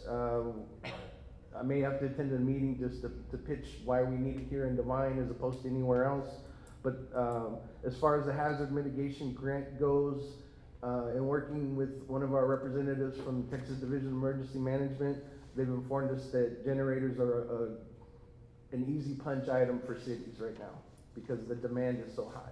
When is the anticipated issuance of funds? Later in the year. Would it be past budget time, like October? Yes, ma'am, it'll be after October, Well, then that correct. changes that a little bit. Well, that's what I So you was can put asking. it on next year's budget. Yeah, so we could postpone the funding, or, right now, we just have to obligate ourselves, Correct. okay? So, Now, obligate may be a strong word. At any time with the resolution, Mr. Jordan's able to say, hey, we're backing out, no harm, no foul. well, I think the point that Debbie's making, which is a good one, is that we can prepare for it and get it into next year's budget. Yeah. Yes, But you can, Okay. you could go for the grant now. yes. Yeah, That's okay, what we're trying to do. great. Okay, gotcha. No, I'm Just out of sorry. curiosity, can I ask, like, in the case of an emergency, where would your central hub be now? The fire department. The fire department? I They're mean, the you have to only, have a place. the only bad thing is very limited space there. We can accommodate, according to the fire chief, we would be able to place like up to 14 people there for a limited amount of time. Here, of course, as you can see, we have quite a bit of space that we could utilize if we had the means to No, do it's a lot so. more centrally located, it makes Yes, a lot better. exactly.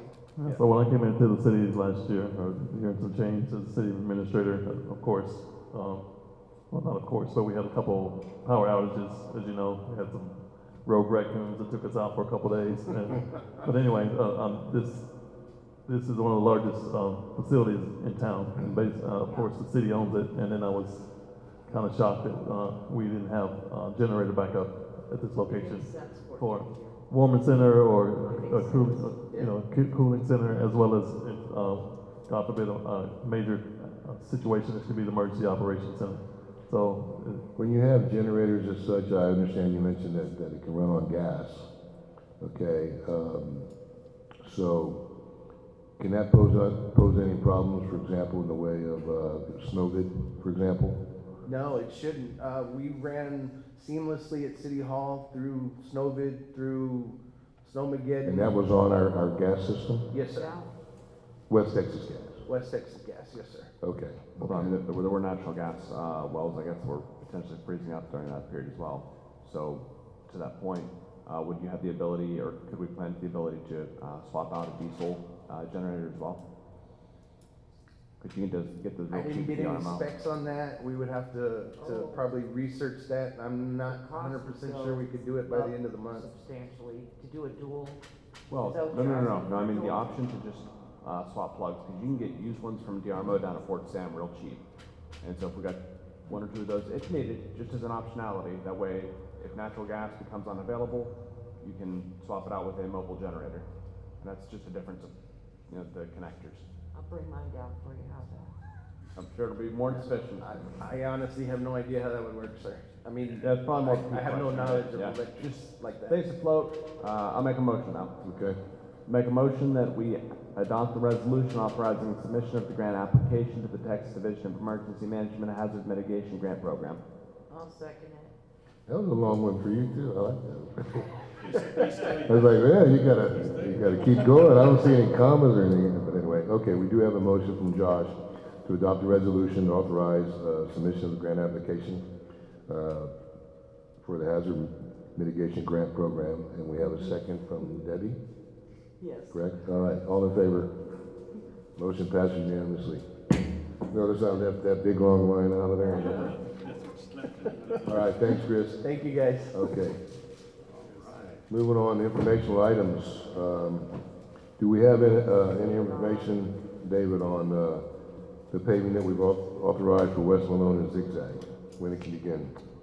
Yes, sir, I got an email today, the construction has been awarded that contract, and they would like to start paving on March 17th. Hey, all right. As long as weather permits. Weather right? permitting, yes. I don't want it to be free. I'll make sure that. They should lay it down if they do. So, okay. Anybody got anything else? Josh? What's the status on the golf course pumps and pump house? Golf course. We got some quotes, and we contacted a company that wanted the bid, that had the lowest. Go ahead, kind of pay for it. We met with the golf course leadership, and then took the quotes, and go ahead. Odessa pump came out the cheapest, for that, so we, sent the paperwork, so they started ordering the parts, so we're just waiting on parts now and get started. Came in under what we said. Yes, 41,000. That's like half. Yeah. Well, we still need to do the house.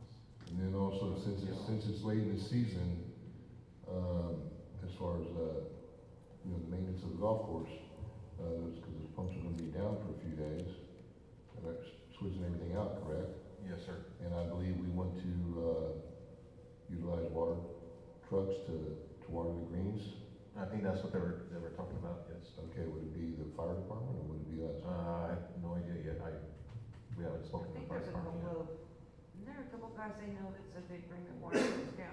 Yeah. I think they've done that, privately. Road construction guys are. Yeah.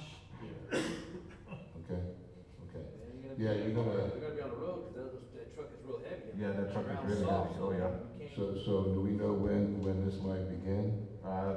From what I get right now from, Odessa pumps, it's probably March. March Yes, also? beginning of March, yeah. The beginning? Yeah, beginning of March. Okay, it's right when everything's coming out, Yeah. all the grass and. So hopefully if they can get the parts in that quick, that'd be great, but. Because they're If gonna they have only to. have to not water for 1 or 2 days, they'd probably be okay. Hopefully it rains. Yeah, that'd be great. if it rained. What is that you speak of? Depends on when they gotta fertilize, because you. I understand, I'm just saying, it might work out. Well, we're gonna have to make it work, so, okay, anything else, anybody? Can I ask for an information update on, maybe David can address like what's going on with SWT across the street? Are we making any progress? Oh, SWT, okay? Because I really worry about that building. It's still, anybody can crawl in there. There's some of them welding. openings. The tower looks like it's leaning more. I mean, it's like, this is not a good situation. Right, so it's SWT, as you saw, they have had people over there shoring up that wall to the spot of the street out here at 173. Fire department did make contact with them about 3 weeks ago in reference to moving forward and more momentum, more progress as far as getting it cleaned up and more secure. So that's the only update I have right now. I don't have a plan of action from them, but we will be making contact with them this week to get some. Cause it really Fun. seems like there should at least be boarded up, like, so that nobody can access inside. Right, on the bike side. And there's openings everywhere, and it looks incredibly dangerous. I just don't want somebody to go in there and get hurt. Right. Oh, I have one. Okay. March first is, what do we call it? First Saturday market. I almost lost it there for a minute. They had a really good one last Saturday. They had, it was pretty well, I saw some they had people like there, the weather was almost 20 nice. vendors, and they had the movies for the kids. It was cute. It was cute. Anyway, just remember, even if you just walk through it and then go somewhere else, just show Are your they still face. doing the third Saturday thing? Yeah, the third That they Saturday do? was just this past Saturday. Oh, that's what you're talking So this coming, no, in a week from, in 2 weeks, yeah, because I'm lost. March first, but we're not gonna have a meeting between now and then, so. Okay, First Saturday Alright. market. Anything else? I saw we had a very solid increase in traffic citations, warnings, but animal control's up a lot. What is our policy overall on getting after the folks who are persistently just open the front door for the dogs to just go walk around and stand in the middle of the street? Oh, Oh, yeah. like anything. I'm not saying, I'm not saying the They folks, actually it's do just, get sometimes the tickets, dogs I get know out, that. but there are They some just run people, wild. they just open the door and let, like the white dog in the colonial, it stands there and they let it out every freaking day. I see it too. Okay, so basically what that would entail would be help from neighbors, somebody to let us know, hey, this is happening on this date at this time, so we can have them go over and get that addressed. Well, the root question is, I do see an elevated increase, or an increase in the amount of calls for animal control. So they are working more, again, I appreciate it, but are they getting a little more aggressive with, I don't want to come back here again this week? Oh, for repeat offenders. Right, the people are just blatantly disregarding. I know they've issued citations, I have one that's certified to be able to issue citations, I will follow up with them and find out. Is there like a fee schedule that escalates? Like, and if not, there should be one, like, here's the first offense. Pretty much every crime, if it's multiple offenses, it's a higher degree. A higher fine. Yes, sir. Yeah. Well, they came out in my area, they picked up 2 of them, so yeah, I know they're out and about, that's why I pick up 2 animals out there. I mean, we're really solidly working on being what's considered a no-kill shelter. We've been able to maintain above 90% save rate for the last few months. We got recognized by Austin Pets Alive on that. So the crew that we have are really big proponents on getting dogs adopted out. Be it here, be that, you know, them having to work with other resources, Pets Alive, Best Friends, or Pets of Best Friends, that kind of thing. They've been doing really good, and there's a huge uptick on animal control calls. A lot of them are initiated. We had a lot of them where, when we had this last cold snap, where they would go and educate the people on, you know, you can't just leave your dog out, you gotta have this, that, and the other. You know, you can't have your dog on a chain, just following up with stuff like that.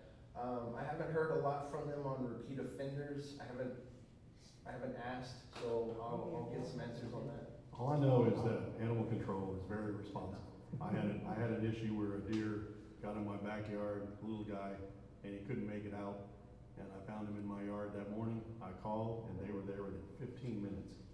I mean, I couldn't believe it. I told them at the time, I was like, gee whiz, that's the fastest service I've ever seen, you know. They're doing a great job. Kidding, we have athletic animal control officers that aren't afraid to do what needs to be No, they're done. not. As Debbie can attest, as far as Yes. them getting up on a ladder, I was thinking, oh my God, why would you do that? Don't do that again. But then it had a positive outcome, so I was like, yeah, good job. Exactly. I've had a similar experience about our animal control. I thought that was very. Wow, they're really prompt. Very pleased. Yep. Thank you. 2-part last question. That house on North Wendy Knoll with the quarter pipe underneath the carport, it's got the Chinaberry tree that's just dead on it. It's on the west side. I made a call a couple months ago, because there was a gentleman who appears to probably be a frequent drug user going around back, going inside there. I haven't been able to get a response on that, but one is code and what are we doing for code, or how are we directing code It's on to? the list, they've notified the owner. Okay. And once again, You got to go through your 10 days and your 10 days. Okay. Is there a way to secure that place to keep the drug addicts from using it? We've contacted the real estate people, they were supposed to have somebody board it up properly. Okay. That's kind of really about the limit that we've been doing, once we were made aware of a problem, other than keeping an eye on it, is, you know, find who we can talk to, let's get this place secured. Good enough, thank you. Yes, sir? Pete has an update on the airport well. here we go. So on the airport wells, there's not that many, this is good news. So the airport well, the ground storage tank was installed, and they installed the pump, and it's looking good, it looks good, the water looks a lot cleaner, so hopefully that everybody's happy with that over there. Speaking of the airport, I know we approved that lease with the understanding that, I believe Mr. Cooper was gonna make improvements. Mr. Collins? Collins. Collins, yes, sir. I was wondering, how are those improvements, are we like, anybody seeing the improvements being done? Maybe we could ask for an update. Yes, I have seen the improvements done. He does have bathrooms installed. He does have remodeled offices in there for him and his assistant. He does have a pilot's lounge, an area with his couch and stuff like that for pilot's lounge to come and rest. We're making progress. Soon, yes ma'am, I can send you some pictures. That'd be awesome. Okay, I absolutely. mean, it'd be nice to have something to brag about, Yeah, no kidding. the So- airport, because God knows we have that. Future 50 planes coming He put new windows in there. He put the, Fueling it up. That would be real good. We need to raise our prices. he put new windows in the, he installed new windows in the front office as you're coming in, and it looks nice. And so he's doing his part of the contract. Glad to hear that. All right. Okay. So we have or have not drilled a new well at the airport? We have. We have. He said the water's good. No, the well was never drilled. We talked to another company that said we didn't have to do that. And we got a storage tank. And the filtration system. Oh, did you use the existing well? Is that what you're saying? Yes. Oh, Okay, excellent. awesome. All right, missed that. Thank you. Refurbish the existing one. Great. Yes, yes. Oh, I thought we had. So all the settlement stays at the bottom of the tank, and the clean water is coming We from have the a top. filtration system that Yes. make up for. Right. Awesome. That is great news. Thank you. Circulates the water. It's like a settling tank. All right. Yes, sir. All right, agenda item 16. I make a motion, we adjourn this meeting. That boy Jeff. Motion for Jeff to adjourn, second for Ray, all in favor? All Most right, important motion of the evening. Very good meeting, good input. I wanted to stay longer, did they? Councilman, like you said,